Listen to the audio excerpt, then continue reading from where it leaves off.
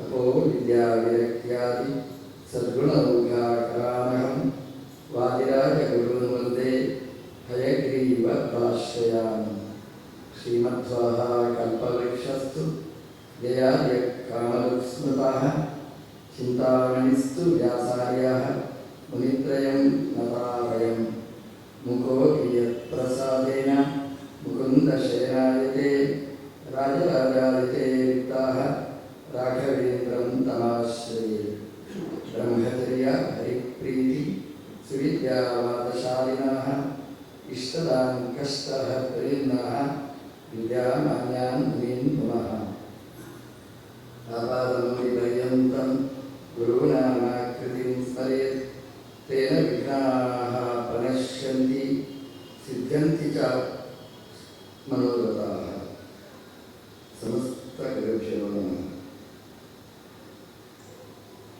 ಮುಂಬಯಿಯ ಗೋಕುಲದ ಶ್ರೀಕೃಷ್ಣನ ಸನ್ನಿಧಾನದಲ್ಲಿ ರಾಮಾಯಣದ ಸುಂದರಕಾಂಡದ ಸಪ್ತಾಹದ ಕಥೆಯಲ್ಲಿ ನಾವು ತೊಡಗಿದ್ದೇವೆ. ಕೃಷ್ಣನ ಈ ಸನ್ನಿಧಾನದಲ್ಲಿ ಸುಂದರಕಾಂಡದ ಕಥೆಯ ಚಿಂತನೆ. ಕೃಷ್ಣನ ಈ ದೇಗುಲ ಅಂತಂದರೆ ಸುಂದರವಾದ ದೇಗುಲ. ಮೇಲೆ ನೋಡಿ, ಕೆಳಗೆ ನೋಡಿ, ಆಚೆ ನೋಡಿ, ಕಣ್ಣಿಗೆ ಹಬ್ಬ ಇದು. ಇದೊಂದು ದೊಡ್ಡ ಸುಂದರ ಕಥೆ. ಇದೊಂದು ನಮ್ಮ ವ್ಯಥೆಯನ್ನು ಪರಿಹಾರ ಮಾಡುವ ಕಥೆ ಈ ಕೃಷ್ಣನ ಈ ದೇಗುಲದಲ್ಲಿದೆ. ಇದೇ ದೇಗುಲದಲ್ಲಿ ರಾಮಾಯಣದ ಸುಂದರಕಾಂಡದ ಕಥೆಯ ಚಿಂತನೆ. ರಾಮಾಯಣ ಸಾರ್ವಕಾಲಿಕವಾದದ್ದು. ರಾಮಾಯಣ ಎಲ್ಲ ಕಾಲದಲ್ಲಿಯೂ ಪ್ರಸ್ತುತ. ನಾವು ಎಷ್ಟು ನಾಸ್ತಿಕರಾದರೂ ರಾಮಾಯಣವನ್ನು ಬಿಡಲಿಕ್ಕಾಗುವುದಿಲ್ಲ, ರಾಮದೇವರನ್ನು ಬಿಡಲಿಕ್ಕಾಗುವುದಿಲ್ಲ. ನಮ್ಮ ಜೀವನದಲ್ಲಿ ರಾಮಾಯಣ, ರಾಮದೇವರು ಎಲ್ಲ ಹಾಸುವಕ್ಕಾಗಿದ್ದಾರೆ. ಒಬ್ಬ ತುಂಬ ಮಾತಾಡ್ತಾನೆ ಅಂತ ಇಟ್ಕೊಳ್ಳಿ, ನೀವೇನು ಹೇಳ್ತೀರಿ? ಸಾಕು ನಿನ್ನ ರಾಮಾಯಣ, ಬೈಲಿಕ್ಕೆ ಬೇಕು ನಮಗೆ ರಾಮಾಯಣ. ಅಂದರೆ ರಾಮಾಯಣ ಅಂದರೆ ಅದು ತುಂಬ ಕಥೆಯ ಮೇಲೆ ಕಥೆಯ ಮೇಲೆ ಕಥೆ ಬರತಕ್ಕಂಥದ್ದು ರಾಮಾಯಣ. ರಾಮಾಯಣ ಬೇಕು ನಮಗೆ. ರಾಮನನ್ನು ಬಿಡಲಿಕ್ಕಾಗುವುದಿಲ್ಲ. ತುಂಬ ಕಷ್ಟ ಬರಲಿ, ತುಂಬ ಸುಖ ಆಗಲಿ, ತುಂಬ ಅದ್ಭುತವಾದ ವಸ್ತು ನಾವು ನೋಡಲಿ, ರಾಮದೇವರು ನಮಗೆ ಬೇಕೇ ಬೇಕು. ಎಲ್ಲೋ ಒಂದು ಆಕ್ಸಿಡೆಂಟ್ ನಡೆಯಿತು, ಗಂಭೀರವಾದ ಅಪಘಾತ. ಅದನ್ನು ನಾವು ಚಿತ್ರಿಸ್ತೇವೆ. ನಾವು ಹ್ಯಾಕೆ ಚಿತ್ರಿಸ್ತೇವೆ? ಒಂದು ಆಕ್ಸಿಡೆಂಟ್, ಎರಡು ಗಾಡಿಗಳು ಕಾದಾಯಿತು, ರಾಮ ಅಂತ ಹೇಳಬೇಕು. ಆ ರಾಮ ಬಂದ್ರೆ ಆ ಆಕ್ಸಿಡೆಂಟ್ ಅದು ಪೂರ್ತಿ ಅಭಿವ್ಯಕ್ತಿಗಳಿರ್ಲಿಕ್ಕಾಗ. ಏನ್ರಿ ರಕ್ತಪಾತ, ರಾಮ ನೋಡ್ಲಿಕ್ಕಾಗಲ್ಲ, ಅಷ್ಟು ಹೇಳಿದ್ರೆ ವಿಕೃತಿ ಆಗಿ. ಅದು ರಾಮನಿಗೆ ರಕ್ತಪಾತಕ್ಕೆ ಸಂಬಂಧ ಇಲ್ಲ, ಅದು ರಾಮನನ್ನು ಹೇಳ್ಕೊಂಡು ಬರ್ತೇವೆ. ಆ ದೃಶ್ಯ ಅದನ್ನು ವಿವರಣೆ ಮಾಡಬೇಕಾದ್ರೆ ರಾಮ ಅಂತ ಬರಬೇಕು. ತುಂಬ ಖುಷಿಯಾಯಿತು ಅಂತ ಇಟ್ಕೊಳ್ಳಿ. ರಾಮ ಏನ್ರಿ ವೈಭವ, ಏನು ವೈಭವ, ರಾಮ ಅದು ಹೇಳಬೇಕು. ಯಾರಿಗೋ ಬಂಪರ್ ಬಹುಮಾನ ಬಂತು, ರಾಮ ಏನ್ರಿ ಬಂಪರ್ ಬಹುಮಾನ ಬಂತು. ಹಾಗಾದರೆ ಸುಖವಾಗಲಿ ದುಃಖವಾಗಲಿ ಸಕಲಿನಾಗಿರು ರಾಮಚಂದ್ರ ಪಾಂಡುರಂಗ ಅಂತ ಹಾಗೆ ರಾಮದೇವರು ಎಲ್ಲ ಕಾಲದಲ್ಲಿಯೂ ಅದು ಪ್ರಸ್ತುತ. ರಾಮಾಯಣವೂ ಪ್ರಸ್ತುತ, ರಾಮದೇವರು ಪ್ರಸ್ತುತ. ರಾಮಾಯಣದ ಕೆಲವು ಜಾಗಗಳು ಇವತ್ತೂ ಇದೆ, ಬೇರೆ ವ್ಯಾಖ್ಯಾನ ಮಾಡಲಿಕ್ಕೇ ಆಗುವುದಿಲ್ಲ. ಅಯೋಧ್ಯೆ ಇವತ್ತೂ ಜೀವಂತ, ಶ್ರೀಲಂಕ ಇವತ್ತೂ ಜೀವಂತ, ನಾಸಿಕ ನಿಮ್ಮ ಮಹಾರಾಷ್ಟ್ರದಲ್ಲೇ ಇದೆ. ನಾಸಿಕ ಅಂತಂದ್ರೆ ಶೂರ್ಪಣಖೆಯ ಮೂಗು ರಾಮದೇವರು ಕತ್ತರಿಸಿ ಹಾಕಿದ ಜಾಗ, ನಾಸ ಬಿದ್ದ ಜಾಗ, ನಾಸಿಕ ಇವತ್ತೂ ಜೀವಂತ. ನಾಸಿಕ ಬೇರೆ ವ್ಯಾಖ್ಯಾನ ಮಾಡಲಿಕ್ಕಾಗುವುದೇ ಇಲ್ಲ. ಹಾಗಾಗಿ ರಾಮಾಯಣದ ಆ ಕಥೆಗಳು, ಆ ಕಥಾನಕಗಳು, ಅದು ನಡೆದ ಜಾಗಗಳು ಸಾರ್ವಕಾಲಿಕ, ಅದು ಪ್ರಸ್ತುತ. ಎಲ್ಲೋ ಕಾಲಕ್ಕೆ ಇದ್ದದ್ದಲ್ಲ, ಇವತ್ತೂ ಇದೆ. ರಾಮಾಯಣದ ಆದರ್ಶಗಳು ಯಾವ ಕಾಲದಲ್ಲಿಯೂ ಸರ್ವಕಾಲದಲ್ಲಿಯೂ ಪ್ರಸ್ತುತವಾದಂತಹದ್ದು. ನಮ್ಮ ಆಚಾರ್ಯರು ತುಂಬ ಸೊಗಸಾಗಿ ಆ ರಾಮಾಯಣದ ಸಾರವನ್ನು ವಿವರಿಸಿದ್ದಾರೆ. ರಾಮಾಯಣ ಇದು ಒಂದು ಇತಿಹಾಸ, ಕಥೆ ಅಲ್ಲ. ನಮ್ಮಲ್ಲಿ ಕಥೆ ಬೇರೆ, ಇತಿಹಾಸ ಬೇರೆ. ಕತೆ ಅಂತಂದರೆ ಇಲ್ಲದಿದ್ದದ್ದನ್ನು ಹೇಳೋದು, ಅದರಲ್ಲಿ ಒಂದು ಆದರ್ಶ ನಾವು ಹೇಳೋದು. ಒಂದು ಗುಬ್ಬಚ್ಚಿತ್ತು ಅಂತ ಕತೆ ಹೇಳೋದು ಮಾಡೋದು, ಅದರ ಒಟ್ಟು ಸಾರ ಏನು ಅಂತ ಹೇಳೋದು, ಸಂದೇಶ. ರಾಮಾಯಣ ಹಾಗಲ್ಲ, ನಡೆದ ಕಥೆಯನ್ನೇ ನಮ್ಮ ಮುಂದೆ ಪ್ರಸ್ತುತಪಡಿಸಿ. ಮಹಾಭಾರತನೂ ಹಾಗೆ. ನಮ್ಮ ದೇಶದ ದೊಡ್ಡ ಎರಡು ಇತಿಹಾಸಗಳು, ಒಂದು ಮಹಾಭಾರತ, ಒಂದು ರಾಮಾಯಣ. ಇತಿ ಈಗ ಆಸ. ಇತಿ ಅಂದರೆ ಹೀಗೆ, ಈಗ ಅಂದರೆ ನಮ್ಮ ದೇಶದಲ್ಲಿ ಆಸ ನಡೆದದ್ದು, ನಡೆದ ಘಟನಾವಳಿಯನ್ನು ವಿವರಣೆ ಮಾಡತಕ್ಕಂಥದ್ದು ಅದು ಇತಿಹಾಸ. ರಾಮಾಯಣ ರಾಮದೇವರ ಕಥೆಯನ್ನು ವಿವರಿಸುವ ದೊಡ್ಡ ಇತಿಹಾಸ ಗ್ರಂಥ. ಮಹಾಭಾರತ ಹೇಗೆ ಹಾಗೆಯೇ ಅಪೂರ್ವವಾದ ಘಟನಾವಳಿಗಳನ್ನು ನಮ್ಮ ಮುಂದೆ ಪ್ರಸ್ತುತಪಡಿಸಿದೆ. ಸಾವಿರ ವರ್ಷಗಳು ಗತಿಸಿದರೂ ಸಾರ್ವಕಾಲಿಕವಾದ ಪ್ರಸ್ತುತತೆ ಉಳ್ಳಂತಹ ಗ್ರಂಥಗಳು ರಾಮಾಯಣ, ಮಹಾಭಾರತ, ಭಾಗವತ ಅಂತಹ ಕೃತಿರತ್ನಗಳು. ರಾಮಾಯಣದ ಬಗ್ಗೆ ಉಲ್ಲೇಖ ಇದೆ. ರಾಮಾಯಣ ಅಂತಂದರೆ ಅದು ವೇದನೆ, ಅಷ್ಟು ನಮ್ಮಲ್ಲಿ ಅದಕ್ಕೊಂದು ಮಹತ್ವ ಇದೆ. ವೇದ ಅದು ಸನಾತನವಾದದ್ದು, ವೇದ ಸಾರ್ವಕಾಲಿಕವಾದ್ದು, ಅನಾದಿ. ನಮ್ಮಂಥವರು ಮಾಡಿದ ಕೃತಿ ಅಲ್ಲ, ಅದು ಕಂಪೋಸ್ ಮಾಡಿದ್ದಲ್ಲ, ಅನಾದಿಯಾದದ್ದು ಮಹಾಭಾರತ. ರಾಮಾಯಣದ ಬಗ್ಗೆ ಹೇಳ್ತಾರೆ, ಭಗವಂತನ ರಾಮನಾಗಿ ಅವತರಿಸಿದ ವೇದ ವೇದ್ಯನಾದ ದೇವರು ಯಾವಾಗ ರಾಮನಾಗಿ ಅವತರಿಸಿದ, ವೇದ ರಾಮಾಯಣವಾಗಿ ಬಂತು ಅಂತ ಅಷ್ಟು ಭಕ್ತಿಯಿಂದ ಹೇಳ್ತಾರೆ. ವೇದ ವೇದ್ಯೆ ಪರೇ ಪುಂಸಿ ಜಾತೆ ದಶರಥಾತ್ಮಜೆ ವೇದ ಪ್ರಾಚೇತಸಾತ್ ಆಸೀತ್ ಸಾಕ್ಷಾತ್ ರಾಮಾಯಣ ಆತ್ಮನ. ಅಂದರೆ ವೇದವೇ ರಾಮಾಯಣವಾಗಿ ಬಂತು, ಅಂದರೆ ವೇದದ ಸಾರ ಅದು ರಾಮಾಯಣ. ಜ್ಞಾನಿಗಳು ಮುಂದುವರಿಸಿ ಹೇಳ್ತಾರೆ, ವೇದದ ಸಾರ ಗಾಯತ್ರಿ 24 ಅಕ್ಷರ. ವಾಲ್ಮೀಕಿಗಳು ಜೋಡಿಸಿದ ಗ್ರಂಥ 24,000 ಗ್ರಂಥದ ರಾಮಾಯಣ. ಹಾಗಾಗಿ 24,000 ಶ್ಲೋಕದ ರಾಮಾಯಣ 24 ಅಕ್ಷರ ಗಾಯತ್ರಿಯ ಅದು ವ್ಯಾಖ್ಯಾನ ರೂಪ. ಅದನ್ನು ನೋಡುವ ಪ್ರಸಂಗ ಹೇಳ್ತೇನಿಲ್ಲ, ಅದರ ಬಗ್ಗೆ ಉಲ್ಲೇಖ ಮಾಡಿದ್ದಾರೆ. ರಾಮಾಯಣ ಅದು ಬೇರೆ ಅಲ್ಲ, ಗಾಯತ್ರಿ ಬೇರೆ ಅಲ್ಲ, ವೇದಗಳು ಬೇರೆ ಅಲ್ಲ, ವೇದಗಳ ಸಾರ ರಾಮಾಯಣದಲ್ಲಿ ಇದೆ. ವೇದ ಅದರಲ್ಲಿ ನಮಗೆ ಮುಟ್ಟುವ ಯೋಗ್ಯತೆ ನಮಗಿಲ್ಲ, ರಾಮಾಯಣ ಮುಟ್ಟಬಹುದು, ಸುಲಭವಾಗಿ ಅರ್ಥ ಆಗುವಂಥದ್ದು. ನಾವು ಸ್ವಲ್ಪ ಪ್ರಯತ್ನ ಪಟ್ಟರೆ ರಾಮಾಯಣ ಅರ್ಥ ಆಗುತ್ತೆ. ಅದಕ್ಕೇನು ಬುದ್ಧಿಯ ಕಸರತ್ತುಗಳು ಯಾವುದೂ ಬೇಡ. ನಾವು ಓದಿಕೊಂಡು ಹೋದರೆ ಅದು ತೆರೆದುಕೊಳ್ಳುವ ಗ್ರಂಥ. ಭಾಷೆಯೂ ಸುಲಲಿತವಾದ ಭಾಷೆ, ಸಂಸ್ಕೃತ ಭಾಷೆಯೂ ನಮಗೆ ಹಿತಾಗುತ್ತೆ, ರಾಮದೇವರ ಕಥೆನೂ ಗೊತ್ತಾಗುತ್ತೆ, ಒಳ್ಳೆಯ ಚಿಂತನೆಗಳನ್ನು ಮೂಡಿಸುವ ಕೃತಿ ಅದು ರಾಮಾಯಣ. ರಾಮಾಯಣ ಅದನ್ನು ವಿಭಾಗ ಮಾಡಿದ್ದಾರೆ ವಾಲ್ಮೀಕಿಗಳು. ಮಹಾಭಾರತವನ್ನು ವಿಭಾಗ ಮಾಡ್ತಾರೆ. ಮಹಾಭಾರತವನ್ನು ಪರ್ವ 18 ಪರ್ವಗಳು ಅಂತ ವಿಭಾಗ ಮಾಡಿದ್ದಾರೆ. ಭಗವದ್ಗೀತೆಯನ್ನು 18 ಅಧ್ಯಾಯ ಅಂತ ವಿಭಾಗ ಮಾಡಿದ್ದಾರೆ. ಶ್ರೀಮದ್ ಭಾಗವತವನ್ನು 12 ಸ್ಕಂದಗಳು ಅಂತ ವಿಭಾಗ ಮಾಡ್ತಾರೆ. ಒಂದನ್ನು ಪರ್ವ ಅಂತ ಹೇಳ್ತಾರೆ, ಒಂದನ್ನು ಸ್ಕಂಧ ಅಂತ ಹೇಳ್ತಾರೆ. ವಾಲ್ಮೀಕಿಗಳು ಹೇಳ್ತಾರೆ ರಾಮಾಯಣವನ್ನು ವಿಭಾಗ ಮಾಡುವಾಗ ಅದು ಕಾಂಡ ಅಂತ ವಿಭಾಗ ಮಾಡ್ತಾರೆ. ಅದು ಏನಿದ್ರೂ ಮರಕ್ಕೆ ಸಂಬಂಧಪಟ್ಟ ವಿಷಯಗಳಿದೆ. ಅದು ಪರ್ವ ಅಂದರೆ ಗಂಟು, ಮರದಲ್ಲಿರ್ತಕ್ಕಂತಹ ಗಂಟಿನ ಭಾಗ, ಮರದಲ್ಲಿ ಆ ಗಂಟಿನಲ್ಲಿ ತಿರುಳು ಭಾಗ ಸೇರಿಕೊಂಡಿದೆ, ಹಾಗಾಗಿ ಪರ್ವ ಅಂತ ತಿಳ್ಕೊಂಡು. ಮಹಾಭಾರತ ಅಂತಂದರೆ ಶಾಸ್ತ್ರ ವೃಕ್ಷದ ಗಂಟು, ಅಂದರೆ ಗ್ರಂಥಿ, ಸಂಗ್ರಹಾತ್ಮಕವಾದ ಒಂದು ಜಾಗ. ಶ್ರೀಮದ್ ಭಾಗವತ ಹೇಳಿದ್ದು ಸ್ಕಂದ ಅಂತ, ಕೊಂಬೆಗಳು. ಈ ಎಲೆ, ಹೂವು, ಹಣ್ಣು ಅದೆಲ್ಲ ಕೊಂಬೆಗಳಲ್ಲಿ ಇರುತ್ತೆ. ಸ್ಕಂಧ ಅಂತ ಅದಕ್ಕೆ ಕೊಟ್ಟು ಶಾಖೋಪಶಾಖೆಗಳು ಅದಕ್ಕೆ ಆಶ್ರಯವಾದದ್ದು ಸ್ಕಂಧ ಅಂತ ಅದಕ್ಕೆ ಹೇಳಿದ್ರು. ವಾಲ್ಮೀಕಿಗಳು ಅಂಥದ್ದೇ ಇನ್ನೊಂದು ಹೆಸರು ಹೇಳ್ತಾರೆ, ಕಾಂಡ ಅಂತ ಹೇಳ್ತಾರೆ. ಕಾಂಡ ಅಂದರೆ ತಿರುಳು ಭಾಗ, ಸಾರವಾದ ಭಾಗ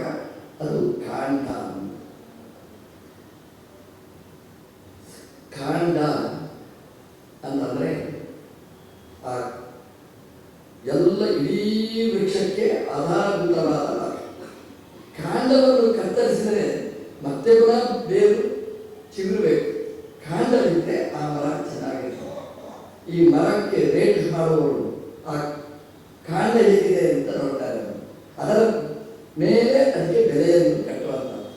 ವಾಲ್ಮೀಕಿಗಳು ಅದೇ ಹೆಸರಿಟ್ಟಿದ್ದಾರೆ. ಶಾಸ್ತ್ರ ವೃಕ್ಷದ ಕಾಂಡ ಭಾಗ ಅದು ರಾಮಾಯಣದ ಒಂದೊಂದು ಭಾಗಗಳು, ಅದನ್ನು 7 ವಿಭಾಗವಾಗಿ ನಮಗೆ ಹಂಚಿದ್ದಾರೆ. ಕಾಂಡ ಅಂತಂದರೆ ಒಂದು ಮರದ ಒಂದು ಭಾಗ, ಅದು ಹೌದು. ಕಾಂಡ ಅಂದರೆ ಇನ್ನೊಂದು ಚಿಂತನೆ ಇದೆ.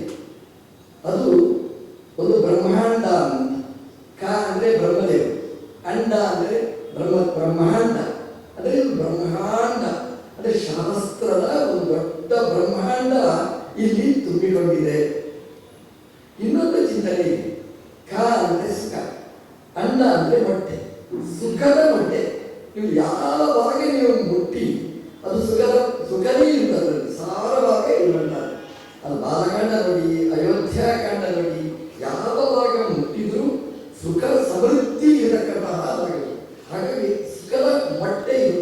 ಆ ಮೊಟ್ಟೆ ಒಡೆದರೆ ಅದರಲ್ಲಿ ಆನಂದವೇ ತುಂಬಿಕೊಂಡಿರತಕ್ಕಂಥದ್ದು ಅನ್ನುವ ದೃಷ್ಟಿಯಲ್ಲಿ ಇದನ್ನು ಕಾಂಡ ಅಂತ ವಾಲ್ಮೀಕಿಗಳು ವಿಭಾಗ ಮಾಡಿ 7 ರೀತಿಯಾಗಿ ಇದನ್ನು ಹಂಚಿ ನಮಗೆ ನೀಡಿದ್ದಾರೆ. ರಾಮಾಯಣದ ಮೇಲೆ ಬಂದಿರತಕ್ಕ ಗ್ರಂಥಗಳು ತುಂಬ ಇದೆ. ಶ್ರೀಮದ್ ಆಚಾರ್ಯರು ಮಹಾಭಾರತ ತತ್ಪರ್ಣಯದಲ್ಲಿ ರಾಮಾಯಣದ ಕಥೆಯನ್ನು ಆದಿಯಲ್ಲಿ ಜೋಡಿಸಿದ್ದಾರೆ.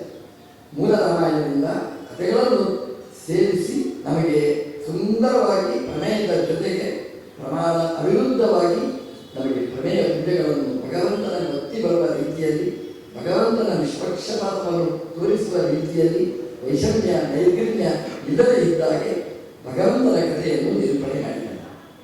ಸಂಗ್ರಹ ರಾಮಾಯಣ ಅಂತ ನಾರಾಯಣ ಪಂಡಿತಾಚಾರ್ಯರು ರಚಿಸಿದ್ದಾರೆ. ವಾಲ್ಮೀಕಿ ರಾಮಾಯಣ, ಆಚಾರ್ಯರ ತಾತ್ಪರ್ಯ ನಿರ್ಣಯ ಎರಡನ್ನೂ ಆಧರಿಸಿ ತುಂಬ ಸುಂದರವಾಗಿ ರಾಮಾಯಣವನ್ನು ಸಾರವನ್ನು ನಮಗೆ ನೀಡಿದ್ದಾರೆ. ಹೀಗೆ ರಾಮಾಯಣ ಗ್ರಂಥಗಳು ಸಾಕಷ್ಟು ಬೆಳೆದು ಬಂದಿದೆ. ದಾಸರ ಹಾಡಿನಲ್ಲಿಯೂ ರಾಮಾಯಣಗಳು ತುಂಬಿಕೊಂಡಿದೆ. ಆ ನಂತರ ಈ ನಂತರ ಜಗಿಸಿ ಕೆಡಲು ಬೇಡವೋ ಮನುಜ, ಸೋಮಶೇಖರ ಭಾವೆಗೆ ಬೇಡಿದ ನಂತರ ರಾಮಮಂತ್ರವ ಜಯಿಸು. ದಾಸರು ಕೂಡ ಸಾರ ಭಾಗವನ್ನು ನಮಗೆ ಹಿಂಡಿಕೊಟ್ಟಿದ್ದಾರೆ. ನಮಗೆ 7 ಕಾಂಡಗಳು ರಾಮಾಯಣದಲ್ಲಿ. ಮೊದಲನೆಯದ್ದು ಬಾಲಕಾಂಡ, ಎರಡನೆಯದ್ದು ಅಯೋಧ್ಯಾಕಾಂಡ, ಮೂರನೆಯದ್ದು ಅರಣ್ಯಕಾಂಡ, ನಾಲ್ಕನೆಯದ್ದು ಕಿಷ್ಕಿಂಧಾಕಾಂಡ, 5ನೆಯದ್ದು ನಾವು ನೋಡಬೇಕಾಗಿರ್ತಕ್ಕಂತಹ ಸುಂದರಕಾಂಡ, 6ನೆಯದ್ದು ಯುದ್ಧಕಾಂಡ, 7ನೆಯದ್ದು ಉತ್ತರಕಾಂಡ. ಈ 7 ಕಾಂಡಗಳಲ್ಲಿ ರಾಮಾಯಣದ ಚಿಂತನೆಯನ್ನು ನಮಗೆ ವಾಲ್ಮೀಕಿಗಳು ನೀಡಿದ್ದಾರೆ. ಮೊದಲನೆಯದ್ದು ಬಾಲಕಾಂಡ.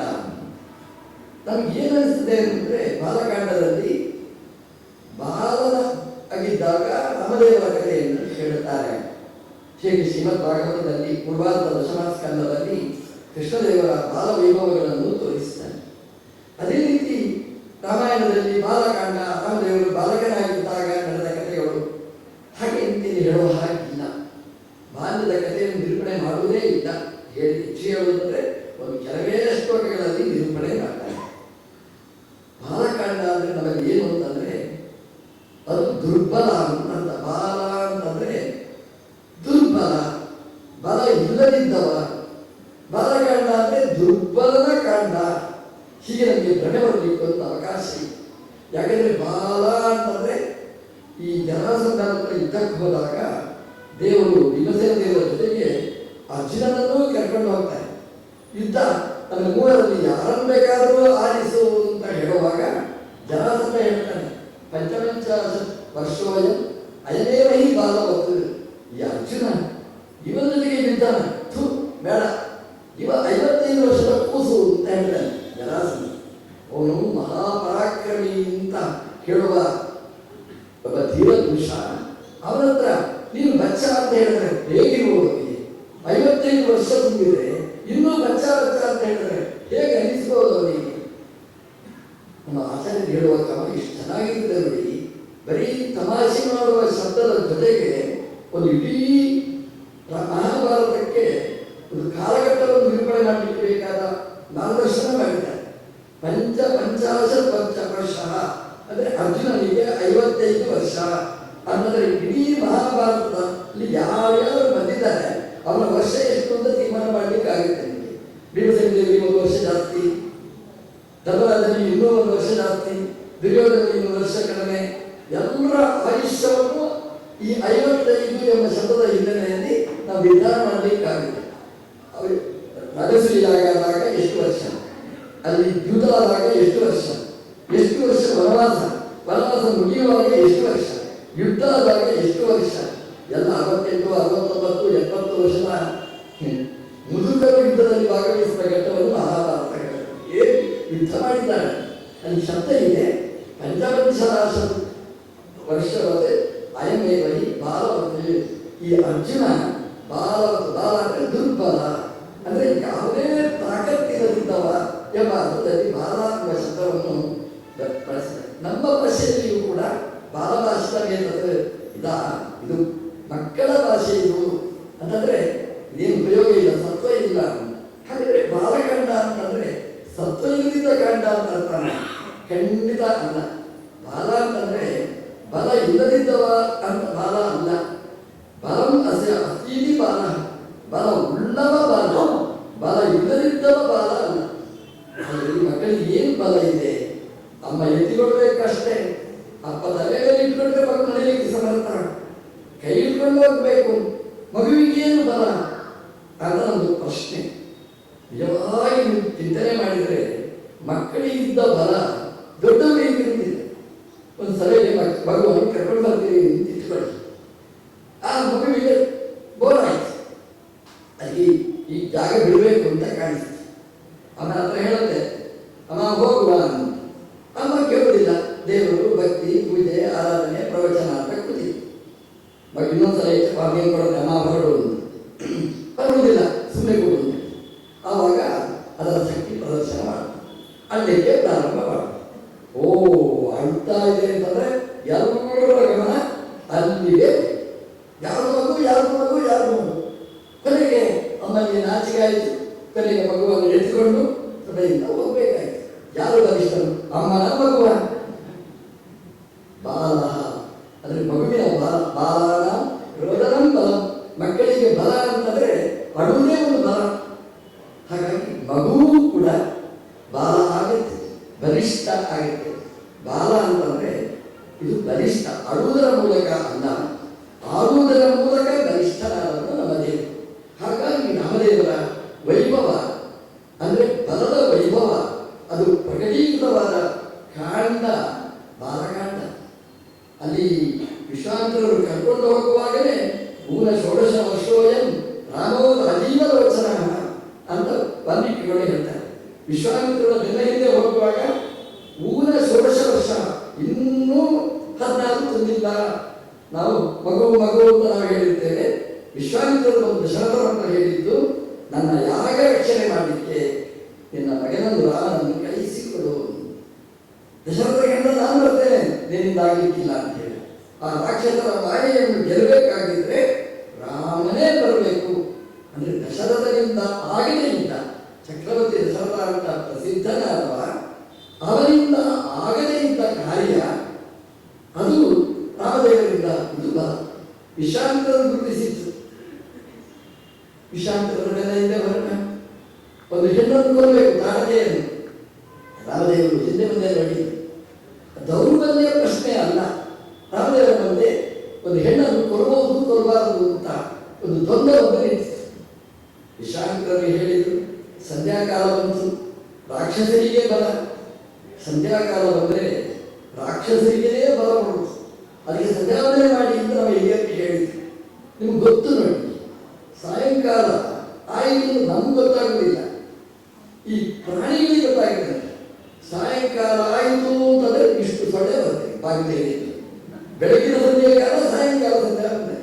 ಒಂದು ಕಡೆ ತಮಿಳುನಾಡಲ್ಲಿ ಉಪನ್ಯಾಸ ಕೊಟ್ಟಿದ್ದೆ 6 ಗಂಟೆಗೆ.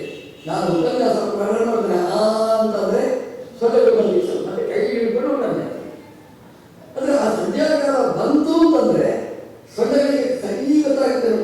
ಎಲ್ಲ ಪ್ರಾಣಿಗಳಿಗೂ ಸಂಧ್ಯಾಕಾಲ ಬೆಳಗಿನ ಬ್ರಾಹ್ಮಣ ಅಂತ ಗೊತ್ತಾಗುತ್ತೆ. ಈ ಮನುಷ್ಯ ಪ್ರಾಣಿಗಳು ಗೊತ್ತಾಗುವುದಿಲ್ಲ. ನಾವು ಹಿರಿಯರು ಹೇಳಿದರು, ಸಂಧ್ಯಾಕಾಲದಲ್ಲಿ ಸಂಧಿಕಾಲ ಅಂತಂದರೆ 2 ಸಂಧ್ಯಾ ಕಾಲಗಳಿಗೆ 3 ಸಂಧ್ಯಾ ಅಂತ ಹೇಳ್ತಾರೆ. 2 ಪ್ರಸಿದ್ಧವಾದ ಸಂಧ್ಯಾಕಾಲಗಳು. ಆ ಸಂಧ್ಯಾಕಾಲದಲ್ಲಿ ಭಗವಂತನಿಗೆ ನಾವು ವಂದನೆ ಮಾಡಬೇಕು.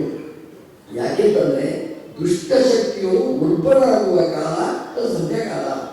ಸಾಯಂಕಾಲ ಇರ್ಬೋದು, ಬೆಳಗ್ಗೆ ಇರ್ಬೋದು, ಆ ಹೊತ್ತಿಗೆ ಮರಬೇಡಿ.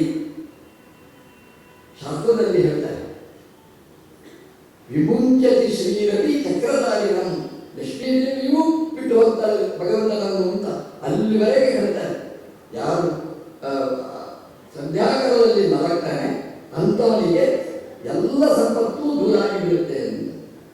ಸಂಧ್ಯಾಕಾಲದಲ್ಲಿ ದುಷ್ಟರು ಬರುವ ಹಾವಳಿಯ ಕಾಲದಲ್ಲಿ ನಮ್ಮ ಮನೆಯಲ್ಲಿ ಇತ್ತು. ದೇವರಿಗೆ ದೀಪ ಹಚ್ಚಿ ಶಂಖನಾದ ಮಾಡಿ ತಾಳ ತಟ್ಟಿ ಭಜನೆ ಮಾಡುವ ಕಾರ್ಯಕ್ರಮ ಇತ್ತು ಅಂದರೆ ಈಗ ಬಿತ್ತು. ಈಗೆಲ್ಲ ಮೊಬೈಲ್ ಪ್ರಪಂಚ. ಇವತ್ತು ಸಾಯಂಕಾಲ ಆಯಿತು ಅಂದರೆ ಮೊಬೈಲ್ ಇಟ್ಕೊಂಡ್ರೆ ಇಡೀ ಪ್ರಪಂಚ ಬರೀತೆ. ಹಿಂದಿನ ಕಾಲದಲ್ಲಿ ಹಾಗಿರಲಿಲ್ಲ. ಇವತ್ತೇನು ಅಂದರೆ ಅಪ್ಪ ಅಮ್ಮ ಮೊಬೈಲ್ ನೋಡ್ತಾರೆ, ಮಕ್ಕಳು ನೋಡ್ತಾರೆ, ಯಾರು ಬೈ. ಹಿಂದಿನ ಕಾಲದಲ್ಲಿ ಹಾಗಲ್ಲ. ಹಿರಿಯರೇ ತಾಳ ತಟ್ಟಿ ದೇವರ ಮುಂದೆ ಕೂಡ್ತಿದ್ರು. ಅವರ ಬೆನ್ನ ಹಿಂದೆ ಮಕ್ಕಳು ಕೂಡಬೇಕಿತ್ತು. ಅದು ಮಹತ್ಕಾರದ ಪ್ರವೃತ್ತಿ, ಅದು ಸಹಜವಾದ ಪ್ರವೃತ್ತಿಯಾಗಿ ಬೆಳೆದು ಬಂತು. ಮನೆಗಳಲ್ಲಿ ದೀಪ ಹಚ್ಚಿ ಶಂಕರನಾದ ಮಾಡಿ ತಾಳ ತಟ್ಟಿ ಭಜನೆ ಮಾಡುವ ಕಾರ್ಯಕ್ರಮ ಇತ್ತು. ಹಾಗಾಗಿ ಅಲ್ಲಿ ದುಷ್ಟ ಸಂಸ್ಕಾರಗಳು, ಕಲಬೆರಕೆಗಳು ಯಾವುದೂ ಆಗ್ತಿರ್ಲಿಲ್ಲ. ಯಾಕೆಂತಂದ್ರೆ ಆ ದುಷ್ಟ ಶಕ್ತಿಗಳು ಮನೆಗೆ ಪ್ರವೇಶ ಮಾಡುವ ಆ ಕಾಲದಲ್ಲಿ ದೇವರ ಭಜನೆ ಭಜಂತ್ರಿ ಅದೆಲ್ಲ ಕಾರ್ಯಕ್ರಮಗಳಿತ್ತು. ಸಂಧ್ಯಾಕಾಲ ದುಷ್ಟರ ಪ್ರಾಬಲ್ಯಕ್ಕೆ ಕಾರಣವಾದ ಕಾಲ. ಹಾಗಾಗಿ ವಿಶ್ವಾಮಿತ್ರರು ಹೇಳ್ತಾರೆ, ರಾಮ ನೀನು ಹಿಂದೆ ಮುಂದೆ ನೋಡಬೇಡ, ಇದು ದೈತ್ಯದ ಪ್ರಾಬಲ್ಯದ ಕಾಲ, ಅಸ್ತ್ರ ಪ್ರಯೋಗ ಮಾಡು, ತಾಮಿಗೆಯನ್ನು ಸಂಹಾರ ಮಾಡು. ರಾಮನಿಗೆ ಹೇಳಬೇಕು. ಅವರು ಸಂತರಾದ ವಿಶ್ವಾಮಿತ್ರರು ಹೇಳಿದರು, ರಾಜ ಅದನ್ನು ಪರಿಪಾಲನೆ ಮಾಡಿದ. ಅಂದರೆ ರಾಮ ಧರ್ಮವನ್ನು ಮೀರಿ ದೇವರೇ ರಾಮ. ಆದರೆ ಒಬ್ಬ ರಾಜನಾಗಿ ಏನಾದರೂ ಅನುಷ್ಠಾನ ಮಾಡಬೇಕಾದ್ರೆ ಒಬ್ಬ ಜ್ಞಾನಿಯಾದವ ಹೇಳಬೇಕು. ಜ್ಞಾನಿಯೇ ಹೇಳಿದರೆ ಧರ್ಮಶಾಸ್ತ್ರ ಇದೆ, ಅದಕ್ಕೆ ಅನುಗುಣವಾಗಿ ನಾನು ಮಾಡಿದ್ದೇನೆ. ಭಗವಂತನ ಕ್ರಮ ಅಂದರೆ ಇಷ್ಟು ಚೆನ್ನಾಗಿ ದೇವರು ಸರ್ವತಂತ್ರ ಸ್ವತಂತ್ರ, ಅವರನ್ನು ಪ್ರಶ್ನೆ ಮಾಡುವವರೇ ಇಲ್ಲ. ಆದರೂ ಧರ್ಮಶಾಸ್ತ್ರವನ್ನು, ಧರ್ಮ ಸಂದೇಶವನ್ನು, ಧರ್ಮದ ಮಂಚವನ್ನು ಅದು ಎಷ್ಟು ಗೌರವಿಸುತ್ತಿದ್ದ. ಧರ್ಮಶಾಸ್ತ್ರಕ್ಕೆ ಅನುಗುಣವಾಗಿ ಭಗವಂತ ಸ್ತ್ರೀಯನ್ನು ತಂದ. ಪಾಪ ಇಲ್ಲ. ಯಾಕೆಂದರೆ ವಿಶ್ವಾಮಿತ್ರರು ಗಾಯತ್ರಿ ಮಂತ್ರ ಪ್ರವರ್ತಕರು. ಅವರು ಹೇಳಿದರು ಭಗವಂತ ಮಾಡಿದೆ ಅಂತ ಹೇಳಿ ನಮಗೊಂದು ಎಚ್ಚರ. ನಾವು ಏನು ಮಾಡಬೇಕಾಗಿದ್ರು ನಮ್ಮ ಹಿರಿಯರ ಶಾಸನ ಏನಿದೆ, ಈ ಸರ್ಕಾರ ಇದೆ ನೋಡಿ, ಸಂವಿಧಾನದಲ್ಲಿ ಹೇಳಿದ್ದು ಅಂತ ಹೇಳ್ತಾರೆ. ನಮಗೂ ಒಂದು ಸಂವಿಧಾನ, ಧರ್ಮಶಾಸ್ತ್ರಗಳೇ ಸಂವಿಧಾನ, ಹಿರಿಯರ ಗ್ರಂಥಗಳೇ ನಮಗೆ ಸಂವಿಧಾನ. ಅಲ್ಲಿ ಏನು ಹೇಳಿದ್ದಾರೆ ಅದನ್ನು ಅನುಷ್ಠಾನ ಮಾಡಬೇಕು. ಸಂವಿಧಾನದ ಚೌಕಟ್ಟಲ್ಲಿ ಬಿಟ್ಟು ಹೇಗೆ ಹೋಗಬಾರದು. ಧರ್ಮಶಾಸ್ತ್ರ ಅದು ಒಂದು ಚೌಕಟ್ಟು ಆಗಿದೆ. ಅದರ ಹಿನ್ನೆಲೆಯಲ್ಲಿ ನಾವು ಧರ್ಮ ಪ್ರವೃತ್ತರಾಗಬೇಕು. ಅದನ್ನು ರಾಮದೇವರು ತೋರಿಸಿಕೊಟ್ಟರು. ರಾಮದೇವರ ಬಲ ಎಷ್ಟು ಅಂತಂದರೆ, ಇಡೀ ಕಾಡಲು ಗೆಲಗಳು ನಡೆಸಿದ ಒಬ್ಬ ಹೆಣ್ಮಗಳು, ಅವಳನ್ನು ಭಗವಂತ ಸಂಹಾರ ಮಾಡಿದ, ಇಡೀ ಕಾಡನ್ನು ರಕ್ಷಣೆ ಮಾಡಿದ. ಇದು ಭಗವಂತನ ಸಾಮರ್ಥ್ಯ ಅಂತ ರಾಮಾಯಣ ಹೇಳುತ್ತೆ. ವಿಶ್ವಾಮಿತ್ರರ ಯಜ್ಞದಲ್ಲಿ ಸುಬಾಹು ಮಾರೀಚರನ್ನು, ಅನ್ಯಾಯ ಮಾಡುವವರನ್ನು ಶಿಕ್ಷಿಸಬೇಕಾಗಿತ್ತು. ರಾಮದೇವರು ಶಿಕ್ಷಿಸ್ತಾರೆ. ಎಲ್ಲ ಕ್ರಮ ರಾಮದೇವರು. ಒಬ್ಬರನ್ನು ಕೊಲ್ತಾನೆ, ಒಬ್ಬರನ್ನು ದೂರಕ್ಕೆ ತಳ್ಳಿ ಹಾಕ್ತಾನೆ, ಸುಬಾಹುವನ್ನು ಸಂಹಾರ ಮಾಡ್ತಾನೆ, ಮಾರೀಚನನ್ನು ಉಳಿಸ್ತಾನೆ. ವಾಯುವ್ಯಾಸ್ತ್ರದಿಂದ ಮಾರೀಚನನ್ನು, ಉತ್ತರದಲ್ಲಿ ನಡೆದಿರ್ತಕ್ಕಂಥದ್ದು ಯಾಗ ವಿಶ್ವಾಮಿತ್ರರು. ನೇಪಾಳಕ್ಕೆ ಹೋಗುವ ದಾರಿಯಲ್ಲಿ ವಿಶ್ವಾಮಿತ್ರರ ಯಾಗ ನಡೆದದ್ದು. ಅಸ್ತ್ರದಿಂದ ಮಾರೀಚನನ್ನು ಸಮುದ್ರಕ್ಕೆ ಹಾಕಿದ. ಸಮುದ್ರ ಅಂತಂದ್ರೆ ದಕ್ಷಿಣದ ಸಮುದ್ರ, ಗೋಕರ್ಣದ ಪಕ್ಕದ ಸಮುದ್ರ. ಉತ್ತರದಲ್ಲಿದ್ದ ಮಾರೀಚನನ್ನು ದಕ್ಷಿಣಕ್ಕೆ ವರ್ಗಾವಣೆ ಮಾಡಿದ ದೇವರು ರಾಮಚಂದ್ರ ಅಂತ ರಾಮಾಯಣ ಉಲ್ಲೇಖ ಮಾಡುತ್ತೆ. ಆದರೆ ಅಸ್ತ್ರದ ತಾಕತ್ತು ಎಷ್ಟು ಅಂತಂದ್ರೆ ಅಲ್ಲಿಂದ ಇಲ್ಲಿವರೆಗೆ ತಂದು ಹಾಕಬೇಕು. ರಾಮ ಸಾಮರ್ಥ್ಯಕ್ಕೆ ಚಿಕ್ಕ ಉದಾಹರಣೆ ಇದು. ಉಪ್ಪು ನೀರಿನ ಸಮುದ್ರದಲ್ಲಿ ಹಾಕಿದ ನಾವು ರಾಮದೇವರ ದಿನಾ ಬೇಡಬೇಕಾದ್ರೂ ಇಷ್ಟು. ರಾಮಚಂದ್ರ, ನೀನು ಮಾರೀಚನನ್ನು ಪವನಾಸ್ತ್ರದ ವಾಯುವ್ಯಾಸ್ತ್ರದಿಂದ ಉಪ್ಪು ನೀರಿನ ಮಟ್ಟದಲ್ಲಿ ಹಾಕಿದ್ದಿ. ರಾಮದೇವ ನಮಗೇನು ಪ್ರಾರ್ಥನೆ ಅಂತಂದ್ರೆ ನಿಮ್ಮ ಆ ವಾಯುವ್ಯಾಸದಿಂದ ವಾಯುದೇವರ ಅನುಗ್ರಹದ ಮೂಲಕ ಸುಂದರಕಾಂಡ ಪ್ರತಿಪಾದ್ಯನಾದ ಹನುಮನ ಮೂಲಕ ನಮ್ಮನ್ನು ನಿನ್ನ ಶೀಲ ಸಮುದ್ರದಲ್ಲಿ ನನ್ನನ್ನು ಹಾಕು, ನಿನ್ನ ಪಾದ ಸಮುದ್ರದಲ್ಲಿ ಹಾಕು, ನಿನ್ನ ಗುಣ ಸಮುದ್ರದಲ್ಲಿ ನನ್ನನ್ನು ಹಾಕು ಅಂತ ದಿನಾ ನಮ್ಮನ್ನು ಪ್ರಾರ್ಥನೆ ಮಾಡಿದರೆ ಭಗವಂತ ನಮ್ಮನ್ನು ರಕ್ಷಿಸ್ತಾನೆ. ಇದು ಭಗವಂತನ ಫಲ. ಒಬ್ಬನನ್ನು ಸಂಹಾರ ಮಾಡಿದ, ಒಬ್ಬನನ್ನು ಉಳಿಸಿದ. ಯಾಕೆ ಉಳಿಸಿದ ಅಂತಂದ್ರೆ ಮುಂದಿನ ರಾಮಾಯಣ ಬೆಳವಣಿಗೆ ಕೊನೆಗೆ ಮಾರೀಚನೇ ಈ ರಾಮಾಯಣದ ಕಥೆಯನ್ನು ಮುಂದುವರಿಸ್ತಾನೆ. ಬೇಕು ಅಂತ ರಾಮದೇವರು ಉಳಿಸಿದರು. ಇದು ಮತ್ತೊಂದು ರಾಮದೇವರ ಬಲ. ಒಂದು ಕಲ್ಲಾಗಿ ಬಿಟ್ಟಿರ್ತಕ್ಕಂತಹ ಒಂದು ಹೆಣ್ಣು ಭಗವಂತ ಅದಕ್ಕೆ ಚೈತನ್ಯವನ್ನು ಕೊಟ್ಟ, ಜೀವಾತ್ಮವನ್ನು ಕೊಟ್ಟ, ಬದುಕಿಸಿದ, ಹೆಣ್ಣನ್ನಾಗಿ ಮಾಡಿದ. ಇದು ರಾಮನ ಸಾಮರ್ಥ್ಯ. ನಾವು ಹೆಣ್ಣನ್ನು ಕಲ್ಲಾಗಿ ಮಾಡುವುದು ನೋಡಿದೆ. ಅವರು ಸುಸ್ತಾಗಿ ಮಾಡ್ತಾರೆ, ಜೀವನವೇ ಬರಲಾಗಿದೆ. ಅಂತಹ ಸಾಮರ್ಥ್ಯಗಳಿರ್ಬೋದು. ಒಂದು ಕಲ್ಲಿನ ಹಾಗೆ ಬಿದ್ದ ಹೆಣ್ಣನ್ನು ಒಬ್ಬ ಮಹಿಳೆಯನ್ನಾಗಿ ಮಾಡಿದ. ಇದು ರಾಮನ ಸಾಮರ್ಥ್ಯ. ಬರೀ ಅಷ್ಟೇ ಅಲ್ಲ, ರಾಮದೇವರ ಸಾಮರ್ಥ್ಯ ಎಷ್ಟು ಅಂತಂದ್ರೆ ಆಚಾರ್ಯರು ಹೇಳ್ತಾರೆ, ಸುಯೋಜಯಾಮಾಸ ಸ ಗೌತಮೇನ. ಗೌತಮರನ್ನು ಕರೆಸ್ತಾರೆ. ಗೌತಮರು ಬರ್ತಾನೆ. ಗೌತಮರ ಹತ್ರ ಕೇಳ್ತಾನೆ, ಇದು ಯಾರು ಹುಡುಗಿ? ಇವಳು ಅಹಲ್ಯೆ. ನಿಮ್ಗೆ ಏನಾಗಬೇಕು? ನನ್ನ ಹೆಂಡತಿ. ನೀವೇನು ಮಾಡ್ತೀರಿ? ನಾನು ಕರ್ಕೊಂಡು ಹೋಗ್ತೇನೆ. ಕೋರಡಿ ಬಹಿಷ್ಕಾರ ಹಾಕಿ ಕಳುಹಿಸಿದ ಗಂಧನಾದ ಗೌತಮರು ರಾಮನ ಪರಮಾನುಗ್ರಹದಿಂದ ಅದೇ ಅಹಲ್ಯೆಯನ್ನು ಕೈ ಹಿಡಿದು ಆಶ್ರಮಕ್ಕೆ ಕರ್ಕೊಂಡು ಹೋಗಿ ಪೂರ್ಣವಾದ ದಾಂಪತ್ಯ ಜೀವನವನ್ನು ನಡೆಸಿದ್ರು. ಇದು ರಾಮನ ಫಲ. ನಮ್ಮ ಪಂಚಾಯತ್ಗೆ ನಾವೆಲ್ಲ ಮಾಡ್ತೇವೆ. ಡೈವರ್ಸ್ ಕೇಸ್ ಎಲ್ಲ ಇದ್ರೆ ನಮ್ಮ ನ್ಯಾಯಾಧೀಶರಿದ್ದಾರೆ, ಅಂತ ಕೇಸ್ಗಳನ್ನೆಲ್ಲ ಹ್ಯಾಂಡಲ್ ಮಾಡ್ತಾರೆ. ಆದರೆ ಏನೊಂದು ಕ್ರಮ ಹೇಗೆ ಅಂತಂದ್ರೆ ಅವರನ್ನು ಜೋಡಿಸ್ತಾರೆ. ಜೋಡಿಸೋದು ಅಲ್ಲಿ ಹೇಳಿದಾಗ ಆಯ್ತು ಜೋಡಿಸ್ತಾನೆ. 4 ದಿನ ಅಷ್ಟೇ, 1 ತಿಂಗಳು ಅಷ್ಟೇ. 1 ತಿಂಗಳು ದಾಡಿದು ಅಂತಂದ್ರೆ ಮತ್ತೆ ನಮ್ಮ ಮನೆಗೆ ಹೋಗುವಂತ ಕಳಿಸ್ತಾನೆ. ನಾವು ಪಂಚಾಯತಿಗೆ ಮಾಡಿದ್ರೆ ಪೂರ್ಣ ಮಾಡಲಿಕ್ಕೆ ಸಾಧ್ಯ. ರಾಮದೇವರು ಸಂಧಾನ ಮಾಡಿದರು. ಹೇಗೆ ಸಂಧಾನ ಮಾಡಿದರು ಅಂತಂದ್ರೆ, ಗೌತಮರು ರಾಮ ಸಂಧಾನ ಮಾಡಿದ ಮೇಲೆ ಅಹಲ್ಯೆಯ ಬಗ್ಗೆ ಒಂದು ಕೆಟ್ಟ ಕನಸು ಕಾಣಲಿಲ್ಲ, ಕೆಟ್ಟ ಮಾತು ಆಡಿಲ್ಲ, ಎಲ್ಲಿಯೂ ಭಿನ್ನಾಭಿಪ್ರಾಯ ವ್ಯಕ್ತಪಡಿಸಲೇ ಇಲ್ಲ. ದೀರ್ಘ ದಾಂಪತ್ಯ, ಅದನ್ನು ಮರೆತುಹೋದ ಅಧ್ಯಾಯ ನೆನಪಿಸಿಕೊಳ್ಳೇ ಇಲ್ಲ. ಸುಯೋಜನ ಮಾಸ ಮುಂದೆ ಬಿಕ್ಕಟ್ಟು ಬಾರದೇ ಇದ್ದಾಗೆ ಒಗ್ಗಟ್ಟನ್ನು ಸಾಧಿಸಿದ ದೇವರು ನಮ್ಮ ದೇವರು ರಾಮಚಂದ್ರ ಅಂತ. ರಾಮನ ಫಲ ಇದು ಅಂತ. ನಮಗೆ ಅಂತಹ ಫಲಗಳು ಬೇಕು. ಇವತ್ತು ಯಾವ ಮನೆಗೆ ಹೋದರೂ ಡೈವರ್ಸು, ಏನೋ ಅಪ್ಪ ಮಗನ ಮೀರಿಯಾದ ಮದುವೆಗಳು, ಮನೆಯಲ್ಲೇ ಅಲ್ಲಲ್ಲಿ ನಿಂತಿದ್ದಾಗ ಘಟನೆಗಳನ್ನು ನಾವು ನೋಡ್ತೇವೆ. ನಾವು ಮನೆಯಲ್ಲಿ ಪ್ರತಿಯೊಂದು ಮನೆಯಲ್ಲಿಯೂ ಒಂದಲ್ಲ ಒಂದು ರೀತಿಯಾದ ದುರಂತವನ್ನು ನಾವು ಕಾಣ್ತೇವೆ. ಇಂತಹ ದುರಂತ ಪರಿಹಾರ ಆಗಬೇಕಾದ್ರೆ ಬಾಲಕಾಂಡ ನಾವು ನೆನಪಿಸಿಕೊಳ್ಬೇಕು. ಅಹಲ್ಯೆ ಗೌತಮರನ್ನು ಒಟ್ಟು ಸೇರಿಸಿದ ರಾಮ, ನಿನ್ನ ಬಲ ನಮಗೆ ಬೇಕು. ನಿನ್ನ ಬಲದಿಂದ ನಮ್ಮ ಮನೆ, ನಮ್ಮ ಮನೆತನ, ನಮ್ಮ ಊರು ಚೆನ್ನಾಗಿರಬೇಕು. ನಮ್ಮ ದೇಶ ಅದು ಸುಭಿಕ್ಷ ಆಗಬೇಕು, ಸುಧರ್ಮ ಆಗಬೇಕು ಅಂತ ದಿನ ಪ್ರಾರ್ಥನೆ ಮಾಡಿದರೆ ರಾಮನ ಫಲ ನಮಗೂ ಅದು ಫಲವನ್ನು ನೀಡುತ್ತದೆ. ಈಶ್ವರ ದೇವರ ಅಸ್ತ್ರ ಶಿವಧನುಸ್ಸು, ಅದನ್ನು ಎತ್ತಿದ್ರೆ ಸೀತಾ ಕಲ್ಯಾಣ. ಎಷ್ಟು ಜನ ಅದಕ್ಕೆ ಸ್ಪರ್ಧಾಳುಗಳು, ಎಲ್ಲ ಸ್ಪರ್ಧಾಳುಗಳು ಭಾಗವಹಿಸಿದ್ದಾರೆ. ರಾವಣಾದಿಗಳು ಬಂದರು. ರಾವಣ ಬಿಲ್ಲನ್ನು ಮುಟ್ಲಿಕ್ಕೆ ಹೋಗಿ ತಲೆ ತಿರುಗಿ ಬಿದ್ದು ಕೊನೆಗೆ ನಿಂಬೆಹಣ್ಣಿನ ಸರ್ಬತ್ ಕುಡಿಸಿ ಪರಮಾಪೀಠದಲ್ಲಿ ಮತ್ತೆ ಲಂಕೆಗೆ ಹುಟ್ಟಿಸಿ. ಇಂತಹ ದುರ್ಘಟನೆಗಳನ್ನು ನಾವು ನೋಡ್ತೇವೆ ರಾಮಾಯಣದಲ್ಲಿ. ಹಾಗಿಲ್ಲ. ನಮ್ಮ ವಿಶಾಖದಲ್ಲಿ ಹೇಳಿದ್ರು ರಾಮದೇವರ ರಾಮ ಎತ್ತು ಬಿದ್ದು ರಾಮದೇವರು ಅನಾಯಾಸವಾಗಿ ಯಥೇಕ್ಷುಗಂಧನ್ ಶತಮನ್ಯು ಕುಂಜರ. ಆಚಾರ್ಯರು ಒಳ್ಳೆಯ ಉದಾಹರಣೆ ಕೊಡ್ತಾರೆ. ಒಂದು ದಿಗ್ಗಜಕ್ಕೆ 5 ಆನೆ ಒಂದು ಕಬ್ಬಿನ ಜಲ್ಲೆ ಕೊಟ್ಟರೆ ಎಷ್ಟು ಅನಾಯಾಸವಾಗಿ ತುಂಡು ಮಾಡ್ತದೆ, ಹಾಗೆ ರಾಮದೇವರು ಎತ್ತಿದ್ದಲ್ಲ ಅದನ್ನು ತುಂಡು ಮಾಡಿದರು. ಅಂದರೆ ಶಿವಧನುಸ್ಸನ್ನು ಮುರಿಬೇಕಾದ್ರೆ ಎಂತಹ ಶಕ್ತಿ, ಸರ್ವೋತ್ತಮ ಶಕ್ತಿ, ಸರ್ವೋತ್ತಮ ಬಲ ಅದು ಭಗವಂತನದ್ದು. ಬಾಲಕಾಂಡ ಚಿತ್ರಿಸಿದ್ದು ರಾಮನ ಬಲ ಅದೆಷ್ಟು ಅಂತ ನಾವು ನೋಡಬೇಕಾಗ್ತದೆ. ಎಂಥವರಿಗೂ ಸ್ವಲ್ಪ ದೌರ್ಬಲ್ಯಗಳಿರ್ತವೆ. ರಾಮನಿಗೆ ದೌರ್ಬಲ್ಯ ಇತ್ತ, ಸೀತಾದೇವಿ ಮಾಲೆ ಇಟ್ಕೊಂಡು ಬಂದರು. ಸೀತಾದೇವಿ ಮಾಲೆ ಇಟ್ಕೊಂಡು ಬಂದರೆ ರಾಮದೇವರು ಮಾಲೆ ಹಾಕು ಅಂತ ಹಾಕಿಸಿಕೊಳ್ಳಲಿಲ್ಲ ಅಂತ. ಅವರು ಸೀತೆಯ ಮುಖ ನೋಡಲಿಲ್ಲ, ವಿಶ್ವಾಮಿತ್ರನ ಮುಖ ನೋಡಿದರು. ಎಂತಹ ಗುರುಭಕ್ತಿ, ಇದೇ ಬಲ ಅಂತ ಹೇಳೋದು. ನಾವು ಗುರುಭಕ್ತಿ ನಾವು ಮಾಡಿದರೆ ಆ ಭಕ್ತಿ ನಮ್ಮನ್ನು ರಕ್ಷಣೆ ಮಾಡ್ತದೆ.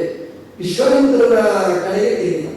ವಿಶ್ವಾಮಿತ್ರರು ಹೇಳಿದ್ದು ಅಷ್ಟೇ, ಅಂದರೆ ನೀವು ಇಲ್ಲಿ ಎತ್ತು ಸೀತೆಗೆ ಮಾಲೆಯನ್ನು ಹಾಕು ಅಂತ ಹೇಳಿಲ್ಲ. ಕೊನೆಗೆ ಅದು ಏನೇನೋ ಮಾಡಿ ಸೀತಾದೇವಿಯನ್ನು ಎತ್ತಿ ಮಾಲೆ ಹಾಕಿಸ್ತಾರೆ. ರಾಮದೇವರು ಹೆಣ್ಮರುಳ ಅಲ್ಲ, ಇದನ್ನು ರಾಮಾಯಣದ್ದು ಫಲ ಅಂದರೆ ಒಳಗಿನ ಫಲ ಅಂದರೆ. ಕೊನೆಗೆ ದಶರಥ ಬರ್ತಾನೆ, ವೈಭವದ ಮದುವೆಗಳು ನಡೆಯಿತು. ಮದುವೆ ಮುಗಿಸಿದ್ದೇನು ಅಯೋಧ್ಯೆಗೆ ಹೋಗಬೇಕು. ದಾರಿಯಲ್ಲಿ ಪರಶುರಾಮದೇವರು ಬಂದರು, ದೊಡ್ಡ ಘಟ್ಟ ಅವರದ್ದು ಬಿಲ್ಲು ಕೊಟ್ಟರು, ಅನಾಯ ಸಭೆಗೆ ಜೋಡಿಸಿದರು. ಪರಶುರಾಮದೇವರು ಹೇಳಿದರು, ನೀನು ವಿಷ್ಣುವಿನ ಅವತಾರ ಹೌದು ಅಂತ ಕನ್ಫರ್ಮೇಶನ್ ಕೊಟ್ಟರು. ಅಂದರೆ ನೀನು ವಿಷ್ಣುವೇ, ಸಾಮಾನ್ಯ ಮನುಷ್ಯ ಅಲ್ಲ, ಅಂದರೆ ಭಗವಂತನೇ ನೀನು ಅಂತ ಹೇಳಿದರೆ ಸರ್ವೋತ್ತಮ ಬಲವನ್ನು ಈ ಬಾಲಕಾಂಡದ ಕೊನೆಯ ಘಟ್ಟದಲ್ಲಿ ಚಿತ್ರಿಸ್ತಾರೆ. ಇಡೀ ಬಾಲಕಾಂಡ ನಾವು ನೋಡ್ತಾ ಹೋದರೆ ಎಲ್ಲಿಯೂ ರಾಮನ ದೌರ್ಬಲ್ಯ ಕಾಣುವುದಿಲ್ಲ, ರಾಮನ ಬಲ ಅದು ಎದ್ದು ಕಾಣ್ತದೆ. ಬಾಲಕಾಂಡ ಇಡೀ ರಾಮಾಯಣಕ್ಕೆ ಒಂದು ಬಲ. ಬಾಲಕಾಂಡದ ಕಥೆಯನ್ನು ಹೇಳಿ ರಾಮನ ಬಲ ಅದೆಷ್ಟಿತ್ತು. ಇದು ಮೊದಲನೇ ಕಾಂಡ. ಎರಡನೇ ಕಾಂಡ ಅಯೋಧ್ಯಾಕಾಂಡ. ಅಯೋಧ್ಯಾಕಾಂಡ ಅಂತಂದ್ರೆ ಯುದ್ಧ ಎಲ್ಲಿಲ್ಲ ಅದನ್ನು ಚಿತ್ರಿಸಿದ ಕಾಂಡ ಅಯೋಧ್ಯಾಕಾಂಡ. ಯೋಧು ಯೋಗ್ಯ ಅಯೋಧ್ಯ, ನಯೋಧ್ಯ ಅಯೋಧ್ಯ. ಅದು ಯುದ್ಧ ಮಾಡಲಿಕ್ಕೆ ಸಾಧ್ಯವೇ ಇಲ್ಲ. ಯುದ್ಧವನ್ನು ಮೀರಿ ನಿಂತ ಕ್ಷೇತ್ರ ಅಯೋಧ್ಯ ಕ್ಷೇತ್ರ. ಎಲ್ಲಿಯೂ ಯುದ್ಧ ಇಲ್ಲ. ಕೈಗೆ ಹೇಳ್ತಾರೆ ಕಾಡಿಗೆ ಹೋಗ್ಬೇಕು, ತಯಾರು ಅಂತ ಹೇಳ್ತಾರೆ. ರಾಮ ಹೊರಟ್ರೆ ಸೀತಾದೇವಿ ತಾನಾಗಿಯೇ ಹೊರಟು, ಲಕ್ಷ್ಮಣನೂ ಹೊರಟು. ಹೋಗುವುದಂದ್ರೆ ಖುಷಿ ಮಾಡಿ, ಆದರೆ ರಾಜ್ಯಕ್ಕೆ ಅಂಟಿಕೊಳ್ಳುವುದು ಅಂತಲ್ಲ. ಸಿಂಹಾಸನ ಅದು ಶೂನ್ಯ ಭಂಡಾರದ ಜಾಗ ಅಲ್ಲ, ರತ್ನ ಸಿಂಹಾಸನದ ತುಂಬಿ ತುಳುಕಿದ ಸಂಪತ್ತಿನ ಆಗರ ಅಯೋಧ್ಯೆ. ಎಲ್ಲಿಯೂ ರೋಡಿಲ್ಲ, ಎಲ್ಲವೂ ಶ್ರೀಮಂತಿಗೆ ತುಂಬಿರ್ತಕ್ಕಂಥ, ಎಲ್ಲ ಕಡೆ ಬಂಗಾರದ ಹೊಳೆ ಹರಿಸಿರ್ತಕ್ಕ ಜಾಗ, ಸಮೃದ್ಧಿ ಇರತಕ್ಕ ಜಾಗ. ಅಂತಹ ಸಿಂಹಾಸನವನ್ನು ಬಿಟ್ಟು ಹೋಗಬೇಕು ಅಂತ ಕೈಕೇಯಿ ಹೇಳಿದರೆ ರಾಮ ಅದಾಗುವುದಿಲ್ಲ, 5 ವರ್ಷ ನಾನೇ ಅಂತ ಹೇಳಲಿಲ್ಲ. ಕುರ್ಚಿಗೆ ಅಂಟಿಕೊಳ್ಳಲಿಲ್ಲ. ನಮ್ದು ಏನಿಲ್ಲ, ಎಲ್ಲ ಲೋನ್ನಲ್ಲಿ ಸರ್ಕಾರ ನಡೆಯಿತು ಅಂತ ಕುರ್ಚಿ ಬಿಡ್ಲಿಕ್ಕೆ ಹೈಕಮಾಂಡ್ ಅಂತ ಹೇಳ್ತೇನೆ. ನಾನು ಯಾವ ಹೈಕಮಾಂಡ್ ಇಲ್ಲ, ಯಾವುದೂ ಇಲ್ಲ. 2.5 ವರ್ಷ ಅಂತಿಲ್ಲ, 5 ವರ್ಷ ಅಂತಿಲ್ಲ, ನಾನು ಕಾಡಿಗೆ ಹೋಗುವುದು ಅಂತ ಅನಾಯಾಸವಾಗಿ ಹೊರಟ ಅಂತಂದ್ರೆ ಇದು ರಾಮಾಯಣ ಹೇಳಿದ್ದು ಅಯೋಧ್ಯ. ಇವತ್ತು ಯುದ್ಧನೇ ನಡೆದಿದೆ, ಒಂದು ಕುರ್ಚಿ ಇರುವುದು ನನಗೆ ಅಂತ ಅದರಲ್ಲೇ ನಾವು ಜೀವ ಕಳೀತಾ ಇದ್ದೇವೆ. ಕುರ್ಚಿಯನ್ನು ಮೀರಿ ನಿಂತದ್ದು ರಾಮಾಯಣ, ಅದು ಅಯೋಧ್ಯೆ ಕಾಂಡ ನಮಗೆ ಚಿತ್ರಿಸಿತ್ತು. ಯುದ್ಧ ಬೇಡ, ಯುದ್ಧವನ್ನು ಬಿಡುವುದರಲ್ಲಿರುವ ರುಚಿ ಯುದ್ಧದಲ್ಲಿಲ್ಲ. ಯಾಕೆಂತಂದ್ರೆ ಯುದ್ಧ ಬರುವುದು ಯಾವಾಗ? ಅದನ್ನು ಭಗವದ್ಗೀತೆಯಲ್ಲಿ ನಮ್ಮ ದೇವರು ಕೃಷ್ಣ ಹೇಳಿದ್ದಾನೆ. ಕಾಮ ಕ್ರೋಧೋ ವಿಧಾನತೆ, ಕ್ರೋಧಾನುಭವತಿ ಸಮೋಹ, ಸಮೋಹ ಸ್ಮೃತಿವಿಭ್ರಮ, ಸ್ಮೃತಿಭ್ರಂಶಾತ್ ಬುದ್ಧಿನಾಶ, ಬುದ್ಧಿನಾಶಾತ್ ಪ್ರಣಶ್ಯತಿ. ಈ ಜಗಳಕ್ಕೆ ಮೂಲ ಕಾರಣ ಒಳಗಿನ ಆಸೆ. ಆಸೆಯನ್ನು ಗೆದ್ರೆ ಎಲ್ಲವನ್ನೂ ಗೆಲ್ಲಬಹುದು. ಕಾಮವನ್ನು ಗೆದ್ರೆ ಜಗತ್ತನ್ನು ನಾವು ಗೆಲ್ಲಬಹುದು.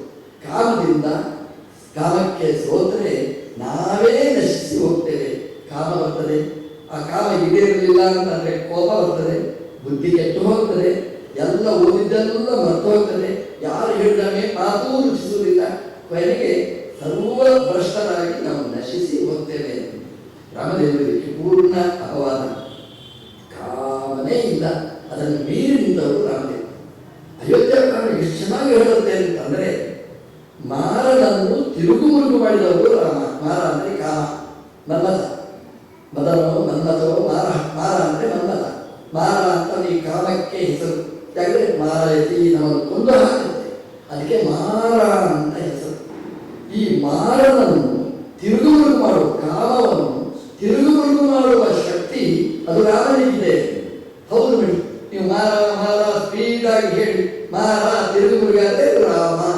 ಕಾಮನನ್ನು ತಿರುಗುಮುರುಗು ಮಾಡುವ ಶಕ್ತಿ ಅದು ರಾಮ. ಬರೀ ಶಬ್ದ ಮಾತ್ರ ಸೃಷ್ಟಿ ಮಾಡುವುದಲ್ಲ, ರಾಮಾಯಣದ ಪಾತ್ರನೇ ಹಾಗೆ. ರಾಮಾಯಣದಲ್ಲಿ ಕಾಮ ಭರತನಾಗಿ ಬರ್ತಾನೆ. ಕಾಮನ ಅಭಿಮಾನಿ ಅದು ಭರತ. ಸಾಮಾನ್ಯವಾಗಿ ಕಾಮಕ್ಕೆ ಕಾಮನ್ ಸೆನ್ಸ್ ಅಂತ ಇರುವುದಿಲ್ಲ. ಇದು ಕಾಮವಾದ ನೋಡಿ. ಭರತ ಕಾಮನ. ಕಾಮ ಅಂದರೆ ಬೇಕು ಅಂತ ಬಯಸಬೇಕು ನೋಡಿ. ಕಾಮದ ಅಮ್ಮ ಅಂದರೆ ಕೈಕೇಯಿ ಬೇಕು ಅಂತ ಬಯಸಿದ್ರು. ಭರತ ಬಂದರೆ ನನಗೆ ಸಿಂಹಾಸನ ಬೇಡ, ನಾನು ಗಂಡಿನ ಸಿಂಹಾಸನ ಇರುವುದಿಲ್ಲ, ನಮ್ಮ ಅಣ್ಣನೇ ಬರಬೇಕು. ಇಡೀ ಅಯೋಧ್ಯೆಯನ್ನು ಕರ್ಕೊಂಡು ಹೋದ ಚಿತ್ರಕೂಟಕ್ಕೆ. ರಾಮದೇವರ ಪಾದಕ್ಕೆ ನಮಿಸುವ ಹಾಗೆ ಮಾಡಿದ. ಭಿನ್ನವನ್ನು ಇಟ್ಟ. ರಾಮದೇವರು ಗಟ್ಟಿಯಾಗಿ ಕೂತಿದ್ದು ನನ್ನ ಮಾತಿಗೆ ರಾಮ ದೀರ್ಘಭಾಷೆಯಿಂದ. ಆವಾಗ ರಾಮದೇವರ ಪಾದುಕೆಯನ್ನು ಹಿಡಿದು ತಂದು ಅಯೋಧ್ಯೆಯ ಸಿಂಹಾಸನದಲ್ಲಿ ಇಟ್ಟು ಬಹಿರ್ನಂದಿ ಗ್ರಾಮಕ್ಕೆ, ಆ ಅಯೋಧ್ಯೆಯಿಂದ ಹೊರಗೆ ನಂದಿ ಗ್ರಾಮದಲ್ಲಿ ಕೂತು ಅನ್ನವನ್ನು ತರಲು, ನೀರು ತರಲು, ನಿದ್ದೆಯನ್ನು ತರಲು, ಮಾತನ್ನು ತರಲು 14 ವರ್ಷ ವೃತ ಕರ್ಕಶನಾಗಿ ವೃತದಿಂದ ತುಂಬ ಕ್ಷೀಣನಾಗಿ ಭರತ ಸಾಧನೆ ಮಾಡ್ತಾನೆ. ರಾಮದೇವರು ಬರುವ ತನಕ ರಾಮದೇವರು ಪ್ರತಿನಿಧಿಯಾದ ಈ ಪಾದುಕೆ ಇಡೀ ಅಯೋಧ್ಯೆಯಲ್ಲಿ ಇಡೀ ದೇಶವನ್ನು ಆಳುತ್ತೆ ಹೊರತು ಭರತ ಅಲ್ಲ. ಆ ಪಾದುಕೆಯ ಹೆಸರಿನಲ್ಲಿ, ರಾಮನ ಹೆಸರಿನಲ್ಲಿ ರಾಜ್ಯಭಾರ ಮಾಡಿದ ಭರತ. ಕಾಮ ಇಷ್ಟು ನೋಡಿ, ಕಾಮ ಎಲ್ಲವನ್ನೂ ತರದು. ಸಾಮಾನ್ಯವಾಗಿ ಕಾಮ ಬೇಕು ಬೇಕು ಬೇಕು ಅಂತ ಹೇಳಬೇಕು. ರಾಮಾಯಣದ ಕಾಮ ಭರತ ಬೇಡ ಬೇಡ ಬೇಡ ಅಂತ ಹೇಳ್ಬೋದು. ಸಾಮಾನ್ಯವಾಗಿ ಕಾಮ ಅಂದರೆ ದೇವರಿಗೆ ವಿರೋಧಿಯಾದ. ರಾಮಾಯಣದ ಕಾಮ ಭರತ ರಾಮನಿಗೆ ಪೂರಕನಾದವ. ರಾಮನನ್ನು ಬಿಟ್ಟು ಇರಬಾರದು ಅಂತ ಎಲ್ಲ ಭೋಗ ಭಾಗ್ಯವನ್ನು ತ್ಯಜಿಸಿದ ಕಾಮ. ಧರ್ಮಾವಿರುದ್ಧ ಕಾಮೋಸ್ಮಿ, ಆ ಧರ್ಮಕ್ಕೆ ಅವಿರುದ್ಧವಾದ ಕಾಮ ಅದು ಭರತನಾಗಿ ಬಿಟ್ಟಾನೆ. ಕಾಮನನ್ನು ಹೇಗೆ ತಿರುಗುಮುರುಗು ಮಾಡಿದ ನೋಡಿ. ಕೊನೆಗೂ ಸಿಂಹಾಸನ ಇರಲಿಲ್ಲ. ಮತ್ತೆ ರಾಮದೇವರು ಬಂದಾಗ ರಾಮದೇವರನ್ನೇ ಸಿಂಹಾಸನದಲ್ಲಿ ಕೂಡಿಸಿದ ಕಾಮ ಅದು ಅಯೋಧ್ಯಾಕಾಂಡದಲ್ಲಿ ಹೇಳಿದ ರಾಮ ಕಾಮ. ಹಾಗಾಗಿ ನಮಗೂ ಕಾಮ ಇರಬೇಕು. ಏನು ಕಾಮ ಇರಬೇಕು? ರಾಮ ಬೇಕು ಅನ್ನುವ ಕಾಮ ಇರಬೇಕೇ ಹೊರತು ಅದಕ್ಕೆ ರಾಮ ವಿರೋಧಿಯಾದ ಕಾಮ ನಮಗೆ ಬರಬಾರದು. ಇದು ರಾಮಾಯಣದ ಅಯೋಧ್ಯಾಕಾಂಡದ ಸಾರ. ಅಯೋಧ್ಯಾಕಾಂಡದಲ್ಲಿ ಯುದ್ಧನೇ ಇಲ್ಲ. ಆಗಬೇಕಿದ್ದು ಯುದ್ಧ. ರಾಮನಿಗೂ ಭರತನಿಗೂ ಯುದ್ಧ ಆಗಬೇಕಿತ್ತು. ಇಲ್ಲ, ಕಾಮವನ್ನೇ ಮಾರವನ್ನೇ ತಿರುಗುಮುರುಗು ಮಾಡಿದ ಶಕ್ತಿ ಅದು ರಾಮದೇವರು. ನಮ್ಮ ಮನೆಯಲ್ಲಿಯೂ ಪುಟ್ಟ ಪುಟ್ಟ ಜಗಳ ಆಗ್ತಾ ಇರ್ತದೆ. ರಾಮ ಅಂತ ನೆನಪಿಸಿಕೊಳ್ಳಿ. ಮಾರನನ್ನು ಕಾಮನನ್ನು ತಿರುಗುಮುರುಗು ಮಾಡಿದ ದೇವರು ಅಂತ ಚಿಂತನೆ ಮಾಡಿ, ದಿನಾ ಚಿಂತನೆ ಮಾಡಿ, ಆ ಮಾರನ ಭಯ ಅದು ಪರಿಹಾರ ಆಗುತ್ತೆ. ಅಯೋಧ್ಯಾಕಾಂಡ ಅಂತಂದ್ರೆ ಯುದ್ಧ ಇಲ್ಲದೇ ಇದ್ದ ಕಾಂಡ ಅದು ಅಯೋಧ್ಯಾಕಾಂಡ. ನಮಗೆ ಬೇಡ ಅಂತ ಕಂಡರೆ ಯುದ್ಧ ಬರುವುದಿಲ್ಲ. ಬೇಕು ಅಂತ ಆಸೆ ಪಟ್ಟಾಗ ಯುದ್ಧ ಬರಬೇಕಾದ. ಶ್ರೀಮದ್ ಭಾಗವತದಲ್ಲಿ ಒಳ್ಳೆಯ ಉದಾಹರಣೆ ಕೊಟ್ಟಿದೆ. ಅವಧೂತರ 24 ಗುರುಗಳಲ್ಲಿ ಕುರರ ಅಂತ ಒಂದು ಗುರು. ಕುರರ ಅಂದರೆ ಹದ್ದು. ಈ ಹದ್ದು ಮತ್ತೆ ಒಂದು ಹದ್ದುವಿಗೆ ಜಗಳ ಇರುತ್ತೆ. ಒಂದು ಹದ್ದು ಈಚೆಯಿಂದ ಬರ್ತದೆ, ಒಂದು ಹದ್ದು ಆಚೆಯಿಂದ ಬರುತ್ತೆ. ದೊಡ್ಡ ಜಗಳ ಇರುತ್ತೆ. ಈಚೆಯಿಂದ ಬರುವ ಹದ್ದು ಕಾಮನ್ ಸೆನ್ಸ್ ಇರತಕ್ಕಂಥದ್ದು. ಅದರ ಬಾಯಲ್ಲಿ ತುಂಬ ಇತ್ತು, ಹಸಿರು ಮಾಂಸ ಇತ್ತು. ಅದನ್ನು ನೋಡಿ ಎದುರಲ್ಲಿ ಬಂದ ಹದ್ದು ಜಗಳಕ್ಕೆ ಬಂದದ್ದು. ಯಾಕೆಂದ್ರೆ ತನ್ನ ಬಾಯಲ್ಲಿ ಮಾಂಸ ಇದೆ. ಯುದ್ಧ ಮಾಡಿತು. ಈ ಹದ್ದು ಆಲೋಚನೆ ಮಾಡಿತು, ನಾನು ಜಗಳ ಆಗಿದ್ರೆ ಹದ್ದು ಮೀರಿ ಹೋಗ್ತದೆ ಈ ಹದ್ದಿನ ಸ್ಥಿತಿಯಿಂದ ತೀರ್ಮಾನ ಮಾಡಿ ಆ ಮಾಂಸವನ್ನು ಉಗುಳಿತು. ಮಾಂಸವನ್ನು ಯಾವಾಗ ಉಗುಳಿತು, ಎದುರಲ್ಲಿ ಬಂದ ಹದ್ದು ಯುದ್ಧ ಘೋಷಣೆ ನಿಲ್ಲಿಸಿ ಯುದ್ಧ ಮಾಡುವುದಿಲ್ಲ ಅಂತ ಯುದ್ಧದಿಂದ ಪರವಾಯಿತು. ಬಿಟ್ಟು ಹೋಯ್ತು, ದೂರ ಹೋಯ್ತು. ಈ ಹದ್ದು ನಿಶ್ಚಿಂತವಾಯಿತು. ಅವಧೂತರು ಹೇಳ್ತಾರೆ, ನಾನು ಹದ್ದಿನಿಂದ ಪಾಠ ಏನು ಕಲಿತೆ ಅಂತಂದ್ರೆ, ಎಲ್ಲಿವರೆಗೆ ನನ್ನ ಬಾಯಲ್ಲಿ ಮಾಂಸ ಇರುತ್ತದೆ ಅಲ್ಲಿವರೆಗೆ ಜಗಳ. ಯಾವಾಗ ಮಾಂಸವನ್ನು ಉಗುಳ್ತೇನೆ ಜಗಳ ಇಲ್ಲ. ಮಾಂಸದಂತಹ ಪ್ರಪಂಚ ಎಲ್ಲಿವರೆಗೆ ನಮಗೆ ಬೇಕು ಅಂತ ತಲೆಯಲ್ಲಿ ಇರ್ತದೆ ಅಲ್ಲಿವರೆಗೆ ಜಗಳ. ಇನ್ನೊಬ್ಬರಿಗೆ ಬೇಕು ಅಂತಂದ್ರೆ ಅದನ್ನು ಬಿಸಾಡಿ ನೀವು ಆರಾಮವಾಗಿರಬಹುದು. ಅದನ್ನು ನಾನು ಕಲಿತದ್ದು ಪಾಠ ಅಂತ ಭಾಗವತದಲ್ಲಿ ಅವಧೂತರು ಹೇಳಿತ್ತು. ಇದು ರಾಮದೇವರು ಕಲಿಸಿದ ಪಾಠ. ಅಯೋಧ್ಯೆಯ ಬಂಗಾರದ ಸಿಂಹಾಸನದಲ್ಲಿ ಕೈಕೇಯಿಗೆ ಆಸೆ ಬಿಟ್ಟುಬಿಟ್ರು ರಾಮದೇವರು. ಬೇಡ, ಇದು ಯುದ್ಧನೇ ಇಲ್ಲ ಬಡಿ. ಭರತ ಹೇಳಿದ ನನಗೂ ಬೇಡ ಅಂತ ಹೇಳಿದ, ಯುದ್ಧನೇ ಇಲ್ಲ. ಇಬ್ಬರು ಪರಸ್ಪರ ಬೇಕು ಅಂತ ಆಸೆ ಬಿಟ್ಟರೆ ಯುದ್ಧ ಬರದು. ಬೇಡ ಅಂತ ಹೇಳಿದ್ರೆ ಯುದ್ಧ ಇಲ್ಲ, ಜಗಳಕ್ಕೇನೆ ಅವಕಾಶ ಇಲ್ಲ. ಮನೆಯಲ್ಲಿ ಒಬ್ಬರಿಗೆ ಕೊಟ್ಟುಕೊಳ್ಳುವ ವ್ಯವಹಾರ ಮಾಡಿದರೆ ಇಂತಹ ಯುದ್ಧವನ್ನು ದೂರಸರಿಸಲಿಕ್ಕೆ ಸಾಕು. ಅಪ್ಪನಿಗೆ ಯಾವುದು ಬೇಕೋ ಅದೇ ಮಗನಿಗೆ ಬೇಕು, ಮಗನಿಗೆ ಯಾವುದು ಬೇಕೋ ಅದೇ ಅಮ್ಮನಿಗೆ ಬೇಕು, ಅಮ್ಮನಿಗೆ ಯಾವುದು ಬೇಕೋ ಅದೇ ಮಗನಿಗೆ ಬೇಕು. ಜಗಳನೇ ಜಗಳ, ದಿನಾ ಜಗಳ. ತೆಗೆದು ಬಿಸಾಡಿ ತಗೋದು, ಅವನು ಬೇಡ ಅಂತ ಬಿಸಾಡ್ತಾರೆ. ಆರಾಮವಾಗಿ ಚೆನ್ನಾಗಿರ್ಬೇಕಾದ್ರೆ ಎಲ್ಲಿ ಜಗಳ ಇದೆ ಮೂಲ ಅದನ್ನು ದೂರ ಮಾಡಿ ರಾಮದೇವರು ಕೊಟ್ಟ ಸಂದೇಶ ಇದು. ಅಯೋಧ್ಯಾಕಾಂಡದ ಸಂದೇಶ ಇದು. ಒಂದು ಕಾಲ ಇತ್ತು ನಮ್ಮಲ್ಲಿ, ಎಲ್ಲಿಯಾದರೂ ಒಂದು ಜಗಳ ಆದರೆ ಆದಿತ್ಯವಾರ ರಜೆ ಇರ್ತದೆ, ಫುಲ್ಲು ಕಿಟಕಿಯನ್ನು ನೋಡಲಿಕ್ಕೆ ಏನು ಆನಂದ, ಏನು ಆನಂದ. ಯಾಕಂದರೆ ಜಗಳ ಅಂದರೆ ಖುಷಿ ನಮಗೆ. ಅನ್ನ ಬೇಡ, ಆಹಾರ ಬೇಡ, ಎಂಥದ್ದು ಬೇಡ. ದೇವರೇ ಈ ಯುದ್ಧ ಸಾಯಂಕಾಲದ ತನಕ ಇರಲಿ, ಒಳ್ಳೆಯ ಮನೋರಂಜನಾ ಕಾರ್ಯಕ್ರಮ. ನಮಗೆ ಕೇಳುವ ಒಂದು ಶಬ್ದ ಇತ್ತು, ಕೆಟ್ಟ ಶಬ್ದ ಇತ್ತು. ಪಕ್ಕದ ಮನೆಯಲ್ಲಿ ಏನು ನಡೀತಾ ಇದೆ? ಅಯೋಧ್ಯ ನಡೀತಾ ಇದೆ. ಎಂತಹ ದುರಂತ. ಎಲ್ಲಾದರೂ ಜಗಳ ಆದರೆ ಅಯೋಧ್ಯ ಅವತ್ತಿನ ಕಾಲ ಆಗಿತ್ತು. ಈ 5 ವರ್ಷ ಇಲೆಕ್ಷನ್ ಬಂತು ಅಂತಂದ್ರೆ ಚುನಾವಣೆಯ ಭಾಷಣವೇ ಇದು. ಅಯೋಧ್ಯೆಯಲ್ಲಿ ನಾನು ರಾಮ ಮಂದಿರ ಕಟ್ಟಿಸ್ತೇವೆ, ಕಟ್ಟಿ 5 ವರ್ಷವೇ ಇಲೆಕ್ಷನ್ ಜಯ ಆದಮೇಲೆ ನೆನಪೇ 15 ವರ್ಷದ ಮೇಲೆ ನೆನಪು. ಆ ಕಾಲಘಟ್ಟ ಹಾಗಿತ್ತು. ಏನಾದರೂ ಎಲ್ಲಿಯಾದರೂ ಒಂದು ಜಗಳ ಆದರೆ ಅದಕ್ಕೆ ಉದಾಹರಣೆ ಅಯೋಧ್ಯೆ. ಅಲ್ಲೇನು ಅಯೋಧ್ಯೆ ನಡೀತಾ ಇದೆ. ಆದರೆ ಅಯೋಧ್ಯೆ ಅಂತಂದರೆ ಜಗಳ ಅನ್ನೋದು ಯಾವ ರಾಮಾಯಣದಲ್ಲಿಯೂ ಇಲ್ಲ. ಅದನ್ನು ಸತ್ಯ ಮಾಡಿದ್ರು ರಾಮದೇವರು. 500 ವರ್ಷಗಳ ನಂತರ ಆದರೂ ರಾಮದೇವರು ಸತ್ಯ ಮಾಡಿ ಅಯೋಧ್ಯೆ ಜಗಳದ ಜಾಗ ಅಲ್ಲ, ಜಗಳ ಇಲ್ಲದೆ ಅಯೋಧ್ಯೆಯ ಕೇಸು ಅದು ಭಿನ್ನಾಗಿ ಕೋರ್ಟಲ್ಲಿ ನ್ಯಾಯಾಧೀಶರುಗಳೇ ಒಳ್ಳೆಯ ನ್ಯಾಯವನ್ನು ಕೊಟ್ಟು ಅಯೋಧ್ಯೆಯನ್ನು ರಾಮದೇವರ ಜಾಗ ಅಂತ ಮಾಡಿ ಇಡೀ ಪ್ರಪಂಚದಲ್ಲಿ ಒಂದೇ ಒಂದು ದೇವಸ್ಥಾನ ಅದು ಅಯೋಧ್ಯೆಯ ರಾಮದೇವಸ್ಥಾನ ಅನ್ನುವ ದೃಷ್ಟಿಯಲ್ಲಿ ಇವತ್ತು ಬಂದಿದೆ ಅಂತಂದರೆ ಅಯೋಧ್ಯೆ ಅದು ಜಗಳಾತೀತವಾದ್ದು ಅದು ಇವತ್ತು ಪೂರ್ತಿಯಾಗಿ ಒಪ್ಪಿಗೆ ಆಗಿದೆ. ನಮ್ಮ ರಾಮದೇವರ ಅಯೋಧ್ಯೆ ಅದು ಎಲ್ಲರಿಗೂ ಮಾನ್ಯ, ಬರೀ ಹಿಂದೂಗಳಿಗಲ್ಲ, ಹಿಂದೂ ಇತರರು ನ್ಯಾಯಾಧೀಶರಾಗಿ ಕೂತು ನ್ಯಾಯವನ್ನು ಕೊಟ್ಟಿರ್ತಕ್ಕಂಥದ್ದು.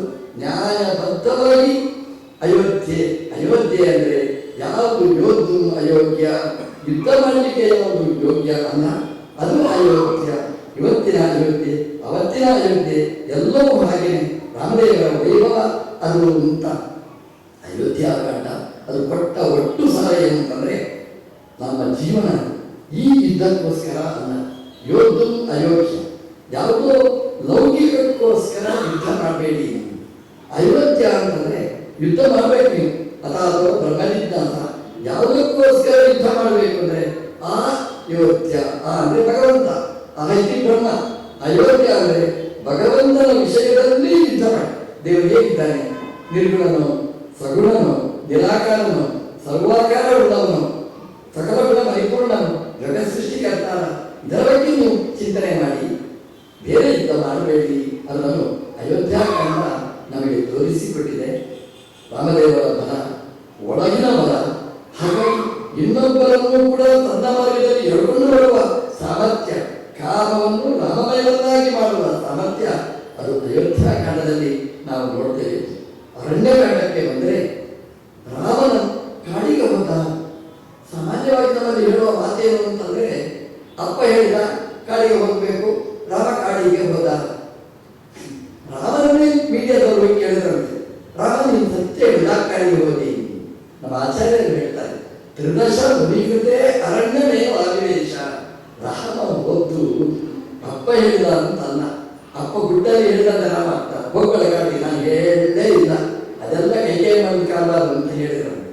ರಾಮ ಹೋದ್ದು ಯಾಕೆ? ಮತ್ತೆ ತ್ರಿದಶ ಮುನಿಕೃತೆ, ದೇವರು ಬಂದದ್ದು ದೇವಕಾರ್ಯಕ್ಕೋಸ್ಕರ ಬಂದದ್ದು. ದೇವರಿಗೂ ಅಪ್ಲಿಕೇಶನ್ ಹಾಕಿದ್ದಕ್ಕೆ ರಾಮದೇವರು ಭೂಮಿಗೆ ಬಂದದ್ದು. ಮುನಿಗಳೆಲ್ಲ ಇದ್ರು, ಕಾಡಿನಲ್ಲಿ ಒದ್ದಾಡ್ತಾ ಇದ್ರು. ಅವರಿಗೋಸ್ಕರ ರಾಮದೇವರು ಕಾಡಿಗೆ ಹೊರಟರು. ಸತ್ಯ ಹೇಳಬೇಕು ಅಂತಂದ್ರೆ ಕೈಕೇಯ ಮಾತಿಗೂ ಅಲ್ಲ, ದಶರಥನ ಮಾತಿಗೂ ಅಲ್ಲ, ದೇವರು ಬಂದ ಉದ್ದೇಶನೇ ಅದು. ತ್ರಿದರ್ಶ ಮುನಿ ಕೃತೆ ಅರಣ್ಯಂ ಆದಿದೇಶ. ಒಳ್ಳೆಯ ಹೆಸರು ನೋಡಿ, ಅರಣ್ಯಕಾಂಡ. ಅರಣ್ಯಕಾಂಡ ಅಂದ್ರೆ ಅರಣ್ಯದ ಅಂತ ಅರ್ಥ ಅಲ್ಲ. ಅರಣ್ಯ ಅಂದ್ರೆ ಅರಣ್ಯ ಯೋಗ್ಯ, ಅರಣ್ಯಂ ಅರಣ ಅಂದ್ರೆ ಅದು ರಕ್ಷಣೆ ಅಂತ ಅರ್ಥ.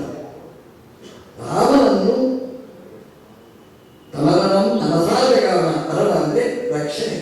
ಭಗವಂತನ ರಕ್ಷಣೆಯನ್ನು ಅಪೇಕ್ಷೆ ಪಟ್ಟಿದ್ರು ಮುನಿಗಳು.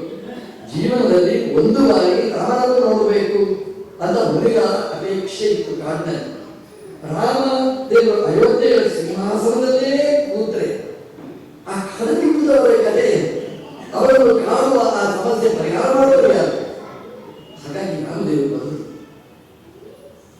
ಅಪ್ಪನ ಮಾತು, ಕೈಕೇಯಿಯ ಮಾತು ನಿಮಿತ್ತ ಮಾತ್ರ.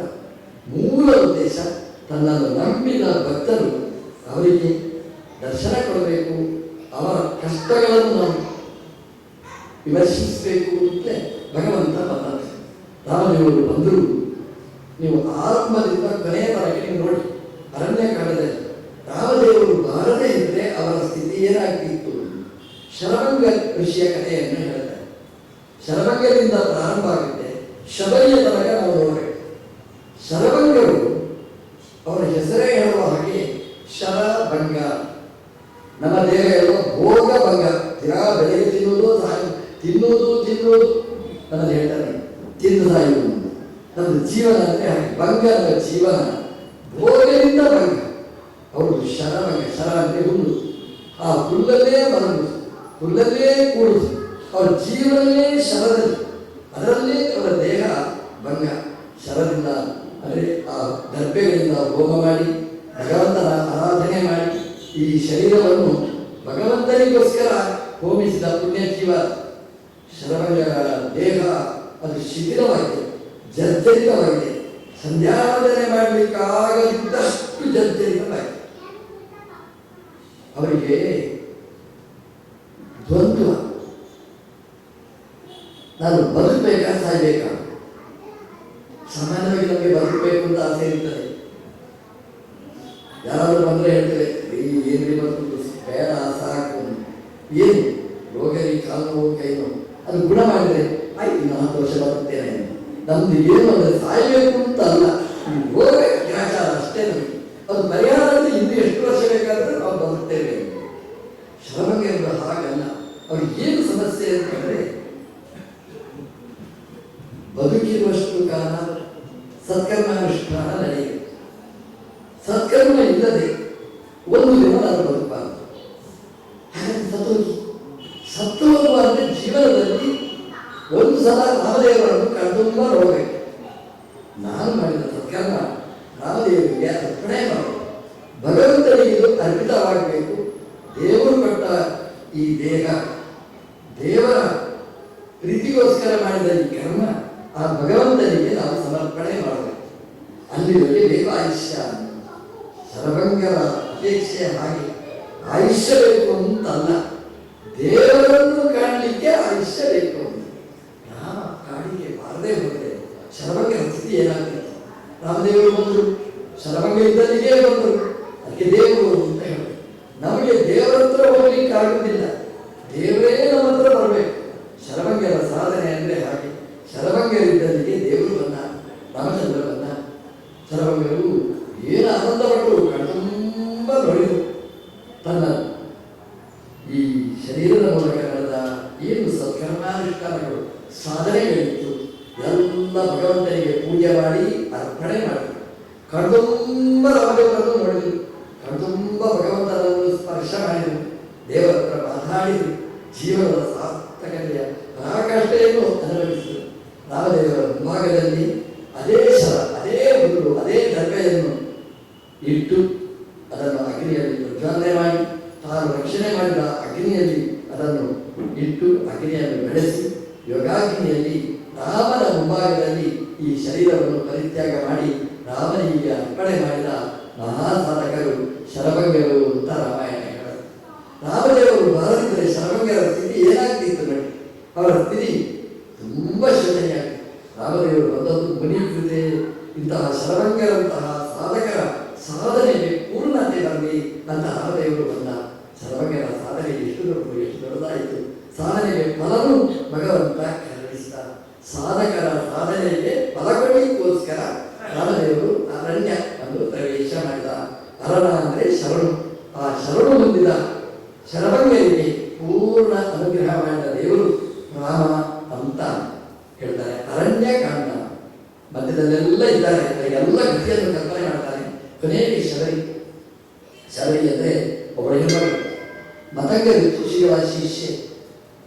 ಮತಂಗ ಋಷಿಗಳು ಒಳ್ಳೆಯ ಶಿಕ್ಷಣೆ ಕೊಟ್ಟಿದ್ದಾರೆ ಹೆಣ್ಮಗಳಿಗೆ, ಹೇಗೆ ಸಾಧನೆ ಮಾಡಬೇಕು ಅಂತ, ದೇವರಿಗೋಸ್ಕರ ಎಲ್ಲವನ್ನೂ ತ್ಯಾಗ ಮಾಡಬೇಕು ಅಂತ, ಎಲ್ಲ ಸರ್ವ ಸಮರ್ಪಣೆಯ ಪಾಠವನ್ನು ಕಲಿಸಿದ್ದಾರೆ. ಎಲ್ಲ ನಮ್ಮ ಜೀವನದ ಫಲವನ್ನು ರಾಮದೇವರಿಗೆ ಸಮರ್ಪಣೆ ಮಾಡಬೇಕು ಅಂತ ಹೇಳಿದ್ದಾರೆ. ರಾಮದೇವರು ಎಲ್ಲಿ ಸಿಗ್ತಾರೆ ಅಂತ ಕೇಳ್ತಾಳೆ ಶರಣಿ. ಅವ್ರು ಹೇಳ್ತಾರೆ, ರಾಮದೇವರು ಹುಡ್ಕೊಂಡು ನೀರು ಹೋಗುವುದು ಬೇಡ, ದಿನಾ ನೀನು ಹೇಳು ರಾಮದೇವರೇ ಬನ್ನಿ ಬನ್ನಿ, ನಿಮಗೆ ನನ್ನ ಜೀವನದ ಫಲವನ್ನು ಸಾಧನೆಯ ಫಲವನ್ನು ನಿಮಗೆ ಅರ್ಪಿಸಬೇಕು, ನಾನು ಕಾಯ್ತಾ ಇದ್ದೇನೆ ಅಂತ ಚಿಂತನೆ ಮಾಡು. ರಾಮದೇವರು ಬರ್ತಾರೆ. ದೇಹ ಗರ್ಜರಿತ ಶಿಥಿಲ, ವಯಸ್ಸು ಮೀರ್ತಾ ಇದೆ. ಶಬರಿಗೆ ಚಿಂತೆ ಇಲ್ಲ ಅಂತೆ, ಅಯ್ಯೋ ಬರ್ತಾರ ಇಲ್ವಾ ಅಂತ ಸಂಶಯವೇ ಇಲ್ಲ. ಯಾಕೆಂದ್ರೆ ಮತಂಗ ಋಷಿಗಳ ಶಿಷ್ಯೆ. ಮತಂಗ ಅಂತಂದ್ರೆ ಭಗವಂತನ ಮತ, ಅಭಿಮತವಾದ ಯಾವುದು ಅದನ್ನು ಎಚ್ಚರಿಸಿ ಇದು ಮತಂಗ. ಭಗವಂತನ ಮತ ಏನು, ಭಗವಂತನಿಗೆ ಸಮ್ಮತವಾದ ಯಾವುದು, ಭಗವಂತನಿಗೆ ಅಭಿಮತವಾದ ಯಾವುದು ಅದನ್ನು ಬಲ್ಲವರು ಮತಂಗ ಋಷಿಗಳು. ಅವರು ಭಗವಂತನ ಜ್ಞಾನಿಗಳು. ಅಂತಹ ಮತಂಗ ಋಷಿಗಳು ನಮ್ಮ ಭಗವಂತನ ಮತ ಅಭಿಮತ ಇದೆ, ದೇವರು ಬರ್ತಾನೆ ಅಂತ ಮತಂಗ ಋಷಿಗಳು ಹೇಳಿದರು. ಹಾಗಾಗಿ ಒಂಟಿ ಹೆಣ್ಮಗಳು ಕಾಡಿನಲ್ಲಿ ವಾಸ ಮಾಡಿದ್ದಾರೆ. ನಮಗೆ ಒಂಟಿಯಾಗಿ ಅಲ್ಲ, 10 ಜನ ಇದ್ರೆ ಹೋಗಲಿಕ್ಕೆ ನಾವು ಭಯ ಪಡ್ತೇವೆ. ಕಾಡಿನಲ್ಲಿ ಒಂಟಿ ಹೆಣ್ಮಕ್ಕಳು ಎಷ್ಟು ವರ್ಷ ಸರಿದ್ದಾಳೆ. ಯಾಕೆಂತಂದ್ರೆ ರಕ್ಷಕರಾದ ರಾಮದೇವರು ಇರ್ತಾರೆ, ನಾನು ಯಾಕೆ ಭಯ ಪಡಬೇಕು ಅಂತ ಕಾದುಕೊಂಡವಳು ಶಬರಿ. ಹಾಗಾಗಿ ರಾಮದೇವರು ಬಂದರು, ದರ್ಶನ ಕೊಟ್ಟರು, ಫಲವನ್ನು ಕೊಟ್ಟರು. ಆ ಫಲವನ್ನು ರಾಮದೇವರು ಸ್ವೀಕಾರ ಮಾಡಿದರು. ದೇವರು ಅಪ್ರಾಕೃತ ಭೋಗವನ್ನು ಭೋಗಿಸುವವರು, ಪ್ರಾಕೃತವಾದ ಭೋಗ ಅನ್ನ ಶಬರಿ ಕೊಟ್ಟ ಆ ಫಲದಲ್ಲಿ ತನ್ನದೇ ಆದ ಆನಂದದ ರೂಪ ಅದನ್ನು ಸವಿದರು. ಶಬರಿಗೆ ಅನುಗ್ರಹ ಮಾಡಿದರು. ಶಬರಿ ಅವಳು ಯೋಗಾಗ್ನಿಯಲ್ಲಿ ತನ್ನ ಶರೀರವನ್ನು ರಾಮನಿಗೆ ಸಮರ್ಪಣೆ ಮಾಡ್ತಾಳೆ. ಅರಣ್ಯ ಅಂದರೆ ಅದು ಅರಣ್ಯ. ಅವಳು ಶಬರಿ ಪೂರ್ತಿಯಾಗಿ ರಾಮನಿಗೆ ಶರಣಾಗತಳಾಗಿದ್ದ. ಅವಳನ್ನು ಉದ್ಧಾರ ಮಾಡಿದ ದೇವರು ರಾಮಚಂದ್ರ ಅವಳಿಗೆ ಸದ್ಗತಿಯನ್ನು ಕರುಣಿಸಿದ. ರಾಮದೇವರು ಕಾಡಿಗೆ ಬರಲಿಲ್ಲ ಅಂದರೆ ಮುನಿಗಳ ಸ್ಥಿತಿ ಏನಾಗ್ತಿತ್ತು. ಹಾಗಾಗಿ ಅರಣ್ಯಕಾಂಡ ಅದು ಪ್ರಾಮುಖ್ಯವಾಗಿ ರಾಮದೇವರು ಕಾಡಿಗೆ ಬಂದರು, ಏನೋ ಸಮಸ್ಯೆ ಕಾಡಿತ್ತು, ಅದಲ್ಲ. ಮುನಿಗಳಿಗೆ ಕಾಡುವ ಸಮಸ್ಯೆಯನ್ನು ಬಗೆಹರಿಸಲಿಕ್ಕೋಸ್ಕರ ಭಗವಂತ ಕಾಡಿಗೆ ಬಂದ. ಇದು ಅರಣ್ಯಕಾಂಡದ ಸಾರ. ಅಂದರೆ ನಾವು ನಮಗೆ ರಕ್ಷಕನಾದ ಭಗವಂತನನ್ನು ಶರಣು ಹೊಂದಿದರೆ ಭಗವಂತ ನಮಗೆ ಬೇಕಾದ್ದನ್ನು ಕರುಣಿಸ್ತಾನೆ. ರಕ್ಷಣೆಯೇ ವಿಶ್ವಾಸ. ಆಚಾರ್ಯರು ಹೇಳ್ತಾರೆ, ಭಗವಂತ ರಕ್ಷಣೆ ಮಾಡ್ತಾನೆ. ಅದನ್ನು ಅಷ್ಟು ವಿಶ್ವಾಸ ಇದ್ರೆ, ಆ ನಂಬಿಕೆ ಇದ್ರೆ ಭಗವಂತ ನಮ್ಮ ಧರ್ಮದಲ್ಲಿ ರಕ್ಷಣೆ ಮಾಡ್ತಾನೆ. ಅದರ ಬಗ್ಗೆ ನಾವು ಗೊಂದಲವೇ ಬೇಡ, ಸಂಶಯ ಮಾಡಿಕೊಳ್ಳಬಾರದು. ನಾವು ಸಂಶಯ ಪಡ್ತೇವೆ, ದೇವರಿಗೂ ಸಂಶಯ ಬರಲಿ. ನಾವು ಸಂಶಯ, ನಾವು ಇದ್ದಾನೆ ಇಲ್ವಾ, ದೇವರಿಗೂ ಸಂಶಯ ಹೋಗ್ಬೇಕಾ ಬೇಡ. ಹಾಗಾಗಿ ದೇವರಿದ್ದಾನೆ ಅಂತಂದ್ರೆ ದೇವರು ಒಂದೇ ಬರ್ತಾನೆ. ನಮಗೆ ಜ್ಞಾನಿಗಳು ಕೊಟ್ಟ ಗ್ಯಾರಂಟಿ, ಇದು ಗೌರ್ಮೆಂಟ್ ಕೊಟ್ಟ ಗ್ಯಾರಂಟಿ ಅಲ್ಲ, ಇದು ದೇವರು ಕೊಟ್ಟ ಗ್ಯಾರಂಟಿ. 100% ಗ್ಯಾರಂಟಿ. ಅಂದ್ರೆ ದೇವರು ಕೊಟ್ಟ ಗ್ಯಾರಂಟಿ ಅಂತಂದ್ರೆ ಅದು ನಡೆದೇ ನಡಿ. ಮೋದಿ ಗ್ಯಾರಂಟಿ ಇದ್ದಾಗಿ ಅದು ಕೊಟ್ಟ ಅಂತಂದ್ರೆ 100% ಸಕ್ಸಸ್ ಹಾಗೇ ಆಗ್ತದೆ. ದೇವರಿಂದ ಅರಣ್ಯಕಾಂಡ. ಯಾರು ಭಗವಂತನನ್ನು ಅರಳು ಅಂತಾರೆ, ಶರಣು ಅಂತಾರೆ, ಅವರಿಗೆ ಭಗವಂತ ರಕ್ಷಣೆ ಮಾಡ್ತಾನೆ ಅನ್ನೋದು ಅರಣ್ಯಕಾಂಡದ ಒಟ್ಟು ಸಾರ. ಕಿಷ್ಕಿಂಧ ಕಾಂಡ ಅದೊಂದು ಅಪೂರ್ವವಾದ ಕಾಂಡ, ನಮ್ಮ ಕನ್ನಡದವರಿಗೆ ತುಂಬ ಇಷ್ಟವಾದ ಕಾಂಡ. ಯಾಕೆಂತಂದ್ರೆ ನಮ್ಮ ಊರಿಗೆ ರಾಮದೇವರ ದಿಗ್ವಿಜಯವಾದ ಜಾಗ. ಅದು ರಾಮದೇವರು ಬರಬೇಕಾಗಿಲ್ಲ ಅಲ್ಲಿಗೆ. ಯಾಕೆಂತಂದ್ರೆ ತಮಿಳುನಾಡಿನ ಹತ್ರ ಹೋದ್ರೆ ಅವರಿಗೆ ಸೇರಿ ಸಿಗುವುದು. ಆದರೆ ಡಿವಿಯೇಷನ್ ತಗೊಂಡು ಕರ್ನಾಟಕಕ್ಕೆ ಬಂದರು ನೋಡಿ. ಕರ್ನಾಟಕದವರ ಒಂದು ದೊಡ್ಡ ಪುಣ್ಯ, ರಾಮದೇವರು ಉತ್ತರದಿಂದ ನಮ್ಮ ಕರ್ನಾಟಕಕ್ಕೆ ಬಂದಿದ್ದಾರೆ, ನಮ್ಮ ಹಂಪೆಗೆ ಬಂದಿದ್ದಾರೆ. ಯಾಕೆ ಬಂದರು ಅಂತಂದರೆ ಒಂದೇ ಒಂದು ಕಾರಣ. ಅದು ಒಂದು ಶಬರಿಯಂತಹ ಹೆಣ್ಮಕ್ಕಳು ತಪಸ್ಸು ಮಾಡಿದಾಗ ಅದು ಒಂದು ಕಾರಣ. ಅದಕ್ಕಿಂತ ಮುಖ್ಯವಾದ ಕಾರಣ ನಮ್ಮ ಗುರುಗಳು ಹನುಮಂತ ದೇವರ ಜಾಗ, ಅದು ಕರ್ನಾಟಕ ಹಂಪೆಯ ಜಾಗ. ಆ ಹನುಮಂತ ದೇವರಲ್ಲಿ ಇದ್ದದ್ದಕ್ಕೋಸ್ಕರ ರಾಮದೇವರು ಕರ್ನಾಟಕಕ್ಕೆ ಬಂದರು. ಹಾಗಾಗಿ ನಾವು ಕನ್ನಡ ಮಾತಾಡೋರೆಲ್ಲ ಹೆಮ್ಮೆಯಿಂದ ನಾವು ಹೇಳ್ಬೋದು ಅಂತಂದ್ರೆ ಕರ್ನಾಟಕ ಅನ್ನೋದು ಒಂದು ದೊಡ್ಡ ಜಾಗ. ರಾಮದೇವರು ಇಷ್ಟಪಟ್ಟು ಬಂದಿರತಕ್ಕಂತಹ ಜಾಗ ಹಂಪ ಅಂತಿದೆ. ಬದಲಾದ ಹೇಳ್ತಾರೆ ಅದರ ಮೂಲದ ಹೆಸರು ಪಂಪ ಅಂತ. ಪಂಪ ಅಂತದಕ್ಕೆ ಹೆಸರು. ಅದಕ್ಕೆ ಯಾಕೆ ಪಂಪ ಅಂತ ಹೆಸರು ಅಂತಂದ್ರೆ ಪಾಪವನ್ನು ತಿರುಗುಬುರುಗು ಮಾಡುವ ಶಕ್ತಿ ಅದಕ್ಕಿದೆ. ನೀವು ಪಾಪಂ ಪಾಪಂ ಸ್ಪೀಡ್ಗೆ ಮನೆಯಲ್ಲಿ ಹೋಗಿ ಅದೇನಾಗುತ್ತೆ ಅಂದ್ರೆ ಪಾಪಂ ಅಂದ್ರೆ ಪಂಪ. ಅದೇ ಪಂಪ ಎನ್ನುವ ಕ್ಷೇತ್ರ ಅದು ಪಾಪವನ್ನು ತಿರುಗುಬುರುಗು ಮಾಡುತ್ತದೆ, ಪುಣ್ಯವನ್ನಾಗಿ ಮಾಡುವ ಕ್ಷೇತ್ರ ಅದು. ಯಾಕೆ ಅಂತಂದ್ರೆ ಆ ಪಾಪವನ್ನು ಪರಿಹಾರ ಮಾಡಿ ಪುಣ್ಯವನ್ನು ಕೊಡುವ ಹನುಮಂತ ದೇವರ ಕ್ಷೇತ್ರ ಅದು. ಹಾಗಾಗಿ ರಾಮದೇವರು ಆ ಜಾಗಕ್ಕೆ ಬಂದರು. ಅದನ್ನು ವಾಲ್ಮೀಕಿಗಳು ಹೇಳುವಾಗ ಕಿಷ್ಕಿಂಧಾಕಾಂಡ ಅಂತ ಅದನ್ನು ಚಿತ್ರಿಸಿದ್ದಾರೆ, ನಾಮಕರಣ ಮಾಡಿದ್ದಾರೆ. ಕಿಷ್ಕಿಂಧ ಕಿಷ್ಕಿಂಧ ಅಂತಂದ್ರೆ ಪ್ರಾಣಿ ಅದಕ್ಕೆ ವ್ಯಾಖ್ಯಾನವನ್ನು ಬರೆದಿದ್ದಾರೆ. ಏನು ಅಂತಂದ್ರೆ ಎಲ್ಲವನ್ನೂ ಹೊತ್ತ ಜಾಗ ಅದು, ಅದಕ್ಕೆ ಕಿಷ್ಕಿಂಧ. ಇವತ್ತು ನಮ್ಮ ಭಾಷೆಯಲ್ಲಿ ಏನಾಗಿದೆ ಅಂತಂದ್ರೆ ತುಂಬಾ ಚಿಕ್ಕದು ಅಂತ ಹೇಳಬೇಕಾದ್ರೆ ಕಿಷ್ಕಿಂದೆ. ಯಾರೋ ಬರ್ತೇನೆ ರೀ ನಿಮ್ಮ ಮನೆಗೆ ಬರ್ತೇನೆ, ನಿಮ್ಮ ಮನೆಯಲ್ಲಿ ಇರ್ತೇನೆ ರೀ ನಮ್ಮ ಮನೆ ಕಿಷ್ಕಿಂದೆ. ನಾವು ಮುಖ ನೋಡ್ಬೇಕು, ನಮ್ಮ ಕೈ ನೋಡ್ಬೇಕು, ಇಷ್ಟು ಚಿಕ್ಕದಾಗಿ ಕಿಷ್ಕಿಂದೆ ಅಂದ್ರೆ ಚಿಕ್ಕದು ಅನ್ನೋದಕ್ಕೆ ಪರ್ಯಾಯ ಶಬ್ದವಾಗಿ ನಾವು ಬಳಸ್ತೇವೆ. ಆದರೆ ವಾಲ್ಮೀಕಿಗಳು ಕಿಷ್ಕಿಂದ ಅನ್ನುವ ಶಬ್ದವನ್ನು ಇಂತಹ ಸಂಕುಚಿತ ಅರ್ಥದಲ್ಲಿ ಬಳಸ್ತಿದ್ದಾರೆ. ಎಷ್ಟು ಬೃಹತ್ತಾಗಿ ಬಳಸಿದ್ದಾರೆ ಅಂತಂದ್ರೆ ಕಿಂ ಕಿಂ ದತ್ತೆ ಇದು ಕಿಷ್ಕಿಂದ. ಏನು ಗೊತ್ತಿದೆ ಅದು ಅತೀ ಬೃಹತ್ತಾದ ಜಾಗ, ಅದು ಕಿಷ್ಕಿಂದೆ ಅಂತ ಹೇಳ. ಇವತ್ತು 4 ಯುಗಚಕ್ರಗಳು ದಾಟಿದೆ. ಕೃತ ತ್ರೇತ ತ್ರೇತ ದ್ವಾಪರ ಕಲಿ, ಆಮೇಲೆ ಕೃತ ತ್ರೇತ ದ್ವಾಪರ ಕಲಿ 24ನೆಯ ತ್ರೇತಾಯುಗದಲ್ಲಿ ನಡೆದ ಕಥೆ. ಇವತ್ತು 28ನೆಯ ಕಲಿಯುಗದಲ್ಲಿ ನಾವಿದ್ದೇವೆ. 4 ಯುಗಚಕ್ರ ದಾಟಿದರೆ ಪರ್ವತ ಹೇಗಿದೆ. ನಮ್ಮ ಮನೆಯ ಬುಡದ ಪಕ್ಕದಲ್ಲಿ ಒಂದು ಬೆಟ್ಟ ಇತ್ತು, ನಿಮಗೆ ನೆನಪಿದೆ ನೋಡಿ. ನಮ್ಮ ಅಪ್ಪನ ಕಾಲದಲ್ಲಿ ಹೇಗಿತ್ತು, ನಮ್ಮ ಚಿಕ್ಕ ಬಾಲ್ಯದಲ್ಲಿ ಹೇಗಿತ್ತು, ಇವತ್ತು ಏನು ಜೆಸಿಬಿ ಬಂದು ಎಲ್ಲ ನೆಲಸ ಯಾವ ಬೆಟ್ಟನೂ ಇರಲಿಲ್ಲ. ಕಿಷ್ಕಿಂಧೆಯ ಅವತ್ತು ಅತೀ ಬೃಹತ್ತ ನಮ್ಮ ಕೈಯಲ್ಲಿ ಸಿಕ್ಕಿ ಸಿಕ್ಕಿ ಸಿಕ್ಕಿ ಒದ್ದಾಡ್ತಾ ಇದೆ ಅಷ್ಟೇ. ಅದು ನಮ್ಮ ಸಂಕುಚಿತ ಭಾವದಿಂದ ಸಂಕುಚಿತ ಇದೆ ಹೊರತು ಕಿಷ್ಕಿಂಧೆ ಅದು ಅತೀ ದೊಡ್ಡ ಬೆಟ್ಟ. ವಾಲಿ ಸುಗ್ರೀವರಂತಹ ಮಹಾಸಮರ್ಥರು ಇದ್ದ ಜಾಗ ಅದು ಕಿಷ್ಕಿಂಧೆ. ಕಿಂ ಕಿಂ ಅಂತ ಎಂತೆವರನ್ನು ಹೊತ್ಕೊಂಡಿತ್ತು. ಸೂರ್ಯ ಇಡೀ ಆಕಾಶದಲ್ಲಿ ಹಗಲಿಡೀ ಸಂಚಾರ ಮಾಡುವ ಸೂರ್ಯ, ರಾತ್ರಿಯಲ್ಲಿ ಇನ್ನೊಂದು ಕಡೆ ಸಂಚಾರ ಮಾಡುವ ಸೂರ್ಯ, ಅಂತಹ ಸೂರ್ಯ ಸುಗ್ರೀವನಾಗಿ ಬಂದು ಇದ್ದ ಜಾಗ ಅಂತಂದ್ರೆ ಅದು ಎಂತಹ ಜಾಗ ಇರಬೇಕು.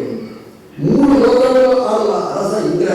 ಆ ಇಂದ್ರ ವಾಲಿಯಾಗಿ ಬಂದಲ್ಲಿ ವಾಸ ಮಾಡಿದ ಅಂತಂದ್ರೆ 3 ಲೋಕದ ಒಡೆಯ ವಾಸ ಮಾಡಲಿಕ್ಕೆ ಆರಿಸಿಕೊಂಡ ಜಾಗ ಅಂದ್ರೆ ಅದು ಎಷ್ಟು ಬೃಹತ್ತಾಗಿರ್ಬೇಕು.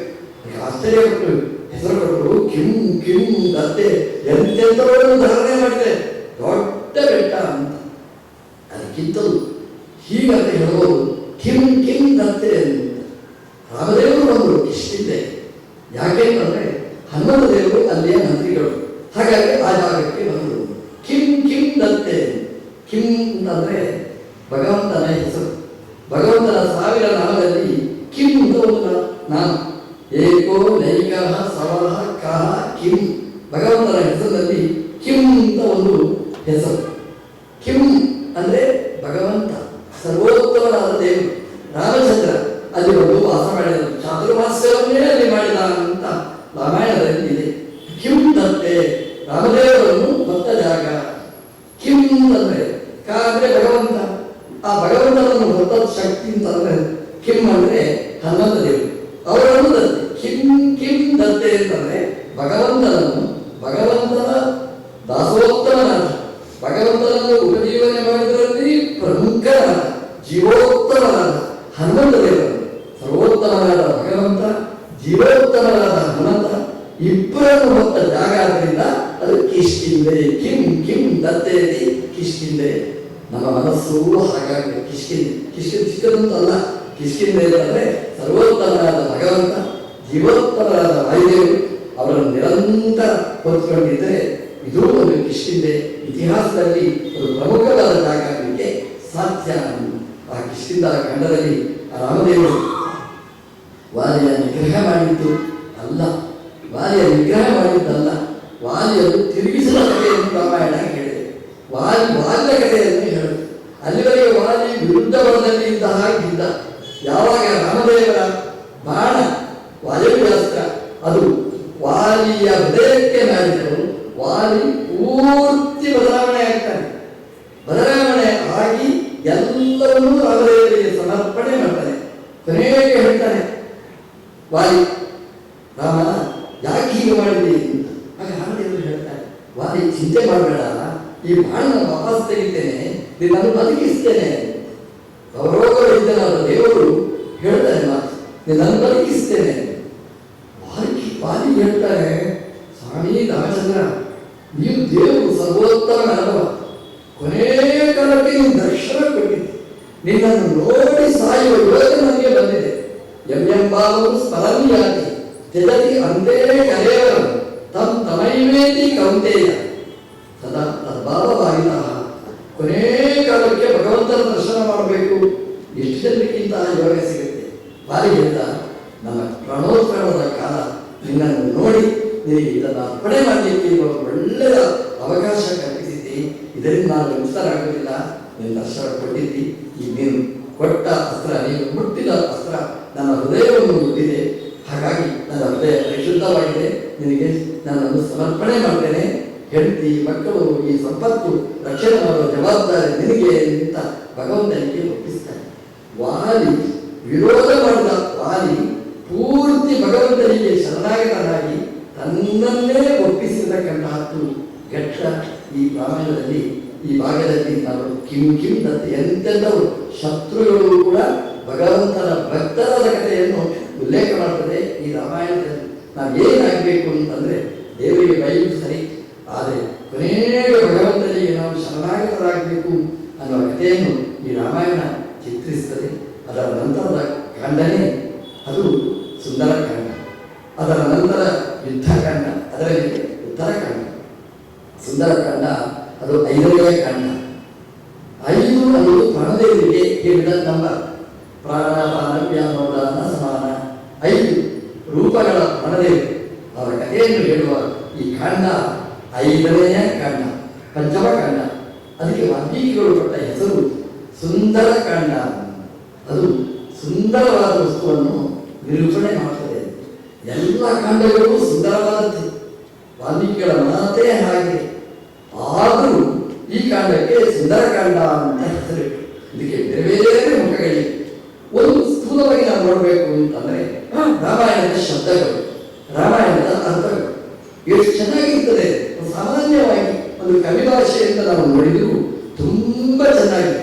ಹನುಮಂತ ದೇವರು ಬೆಟ್ಟ ಹೊಡಿದ್ರು ಅಂತ ಹೇಳುವಾಗ ಒಂದು ಸ್ಥಳ.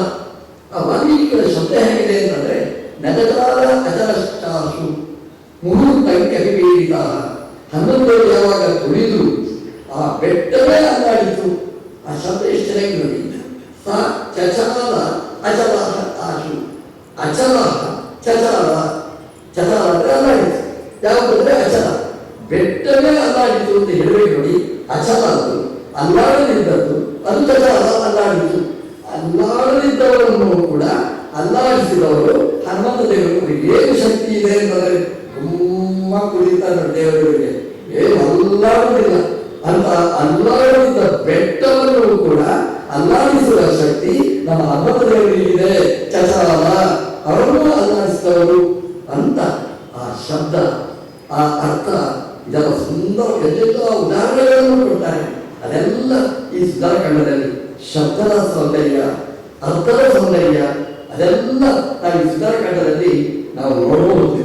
ಸುಂದರಕಾಂಡದಲ್ಲಿ ಒಂದು ಸುಂದರವಾದ ನೀತಿ ಸಂದೇಶಗಳು ಈ ಸುಂದರಕಾಂಡದಲ್ಲಿ ಇದೆ. ಇಲ್ಲಿ ಸುಂದರ ಅಂತಂದ್ರೆ ರಾಮದೇವರ ಕಥೆನೇ ಸುಂದರ, ಸೀತಾದೇವಿಯ ಕಥೆಯೂ ಸುಂದರ, ಹನುಮಂತ ದೇವರ ಸಾಧನೆಯೂ ಸುಂದರ. ಆ ಸಾಧನೆ ಸಾಧನೆಗೆ ಸಿಕ್ಕಿದ ಫಲವೂ ಸುಂದರ. ನಮಗೆ ಯಾವುದು ಸುಂದರ ಅಂತಂದ್ರೆ ಯಾವುದನ್ನು ನಾವು ಕಳ್ಕೊಂಡಿದ್ದೆ ಅದು ಸಿಗುವುದೇ ಇಲ್ಲ ಅಂತ ಆಗಿದೆ. ಅದು ಎಲ್ಲಿಯಾದರೂ ಸಿಕ್ಕಿದೆ ಅಬ್ಬಾ ಏನು ಖುಷಿ. ನಮಗೆ ವಸ್ತು ಬರೋದಕ್ಕಿಂತ ನಮ್ದು ಗತಿಸಿದ ನಶಿಸಿದ ವಸ್ತು ನಮಗೆ ವಾಪಸ್ ಬಂದರೆ ಅದು ಪರಮ ಸುಂದರ. ನಷ್ಟದ್ರವ್ಯಸ್ಯ ಲಾಭೋಹಿ ಸುಂದರಂ ಕಲಿಕೀರ್ತಿದ ಅಂತ ವ್ಯಾಖ್ಯಾನಕಾರರು ಹೇಳ್ತಾರೆ. ನಾವು ಕಳ್ಕೊಂಡ ವಸ್ತು ನಮಗೆ ವಾಪಸ್ ನಮಗೆ ಸಿಕ್ಕಿದರೆ ಅದು ತುಂಬಾ ಸುಂದರ. 500 ವರ್ಷಗಳಿಂದ ನಾವು ಕಳ್ಕೊಂಡ ಐವತ್ತೇ ನಮಗೆ ವಾಪಸ್ ಬಂತು, ಏನ್ ಖುಷಿ ಏನ್ ಖುಷಿ. ನಾವು ಹಾಗೆಯೇ ಮೊದಲೇ ಕಾಶಿಯಲ್ಲಿ ಕಳ್ಕೊಂಡು ಹೋದ್ರು. ಕಾಶಿಗೆ ಹೋದ್ರೆ ಕಾಶಿ ಏನಪ್ಪಾ ಅಂತ ಏನ್ ವಿಶ್ವದವರೇ ನೋಡ್ಲಿಕ್ಕೆ ಆಗುದಿಲ್ಲ, ಎಲ್ಲಿಯೋ ಜೈಲಿದ್ದಾರೆ ಅಂತ ಇತ್ತು. ಈಗ ಹಾಗಿಲ್ಲ. ಕಾಶಿ ಏನ್ ಆಸೆ ಈಗ ಹಾಗೆ ಕಾಶಿಗೆ ಹೋದ್ರೆ ಇನ್ನೇನು ಆಸೆ, ಎಲ್ಲ ಆಸೆಯನ್ನು ಅಲ್ಲಿ ಈಡೇರಿಸಿಬಿಡ್ತಾರೆ. ಕಾಶಿ ಅಂತಂದ್ರೆ ಕಾಶತೆ ತುಂಬಾ ಒಳ್ಳೆ. ಉಳಿದೊಂದು ಒಂದೇ ಆಸೆ ನಮಗೆ. ಮೊದಲೇ ಅದು ನಾವು ಇಡೀ ಜಗತ್ತಿನ ಬಂಧನವನ್ನು ಬಿಡಿಸುವ ದೇವರು, ಅವರನ್ನು ಸೆರೆಮನೆಯಿಂದ ಬಿಡಿಸಬೇಕಾದ್ರೆ ಇನ್ನೊಂದು ಆಸೆ. ಅದನ್ನು ದೇವರು ಈಡೇರಿಸಿದರೆ ಆವಾಗ ಎಲ್ಲ ಅಂದ್ರೆ ಹೋದ ವಸ್ತು ನಮ್ಗೇ ಬಂದರೆ ಅದು ಸುಂದರ.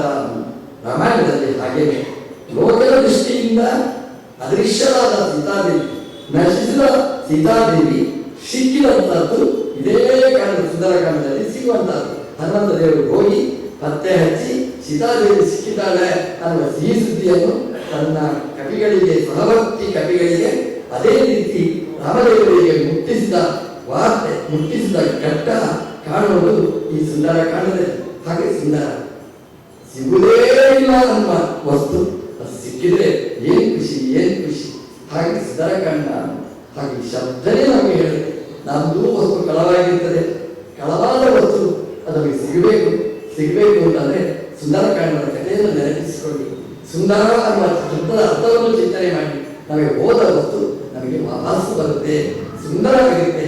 ನಮ್ಮ ಜೀವನದಲ್ಲಿ ಎಷ್ಟು ಕಳ್ಕೊಂಡಿದ್ದೇವೆ ನಾವು ಹೇಳ್ತೇವೆ, ಏನೆಲ್ಲ ಮಾಡ್ತಿದ್ದೆ ನಾನು ಚಿಕ್ಕವನಾಗಿದ್ದಾಗ ಅಷ್ಟು ಭಜನೆ ಮಾಡ್ತಿದ್ದೆ, ಇಷ್ಟು ಸ್ತೋತ್ರ ಹೇಳ್ತಿದ್ದೆ, ಇಷ್ಟು ಜಪ ಮಾಡ್ತಿದ್ದೆ, ಇಷ್ಟು ಸುತ್ತು ಬರ್ತಿದ್ದೆ, ಇಷ್ಟು ಬೆಟ್ಟ ಹತ್ತಿದ್ದೆ, ಅದೆಲ್ಲ ನಾವು ನೆನಪಿಸಿಕೊಳ್ತೇವೆ. ಅದು ಗತಿಸಿದ ಕಾಲ. ಹಾಗಾಗಲೇ ಮತ್ತೆಲ್ಲ ಕಾಲ ನಮಗೆ ಬಂತು ಅಂತಂದ್ರೆ ಇದೇ ಸುಂದರ. ನಮ್ಮ ಮನೆಯಲ್ಲೆಲ್ಲ ಭಜನೆ ಮಾಡ್ತಿದ್ರು, ಇನ್ನು ಯಾರು ಮಾಡುವುದಿಲ್ಲ. ಆ ಮಕ್ಕಳಿಗೆ ಒಳ್ಳೆಯ ಬುದ್ಧಿ ಬಂದು ಎಲ್ಲ ಮನೆಯಲ್ಲೇ ಸೇರಿ, ನಾನು ಹೇಳುವುದಿಲ್ಲ ಕೊರೋನಾದಲ್ಲಿ ಹಾಗೆ ಆಯಿತು. ಎಲ್ಲ ಬೇರೆ ಬೇರೆ ಬೇರೆ ಆದ ಮಕ್ಕಳೆಲ್ಲ ಒಟ್ಟಾದ್ರು. ಮತ್ತೆ ಮತ್ತೇನು ಕೆಲಸ, ಆಫೀಸ್ ಹೋಗ್ಲಿಕ್ಕಿಲ್ಲ, ಮತ್ತೇನು ಮಾಡೋದು, ಭಜನೆ, ದೇವರಿಗೆ ದೀಪ ಹಚ್ಚೋದು, ಮಂಗಳಾರತಿ.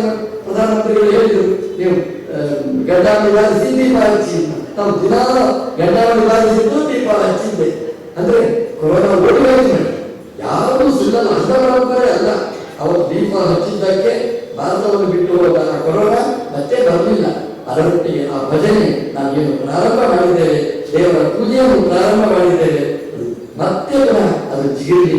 ಮನೆ ಮನೆಗಳಲ್ಲಿ ದೇವರ ಚಿಂತನೆ ಅದು ಮೊಳಗಲಿ. ಅದು ಸುಂದರಕಾಂಡ ಮನೆ ಮನೆಗಳಲ್ಲಿ ಆಗಲಿ ಅಂತ ಹಾರೈಸ್ತಾ ಇವತ್ತಿನ ಪ್ರವಚನವನ್ನು ಕೃಷ್ಣಾರ್ಪಣ.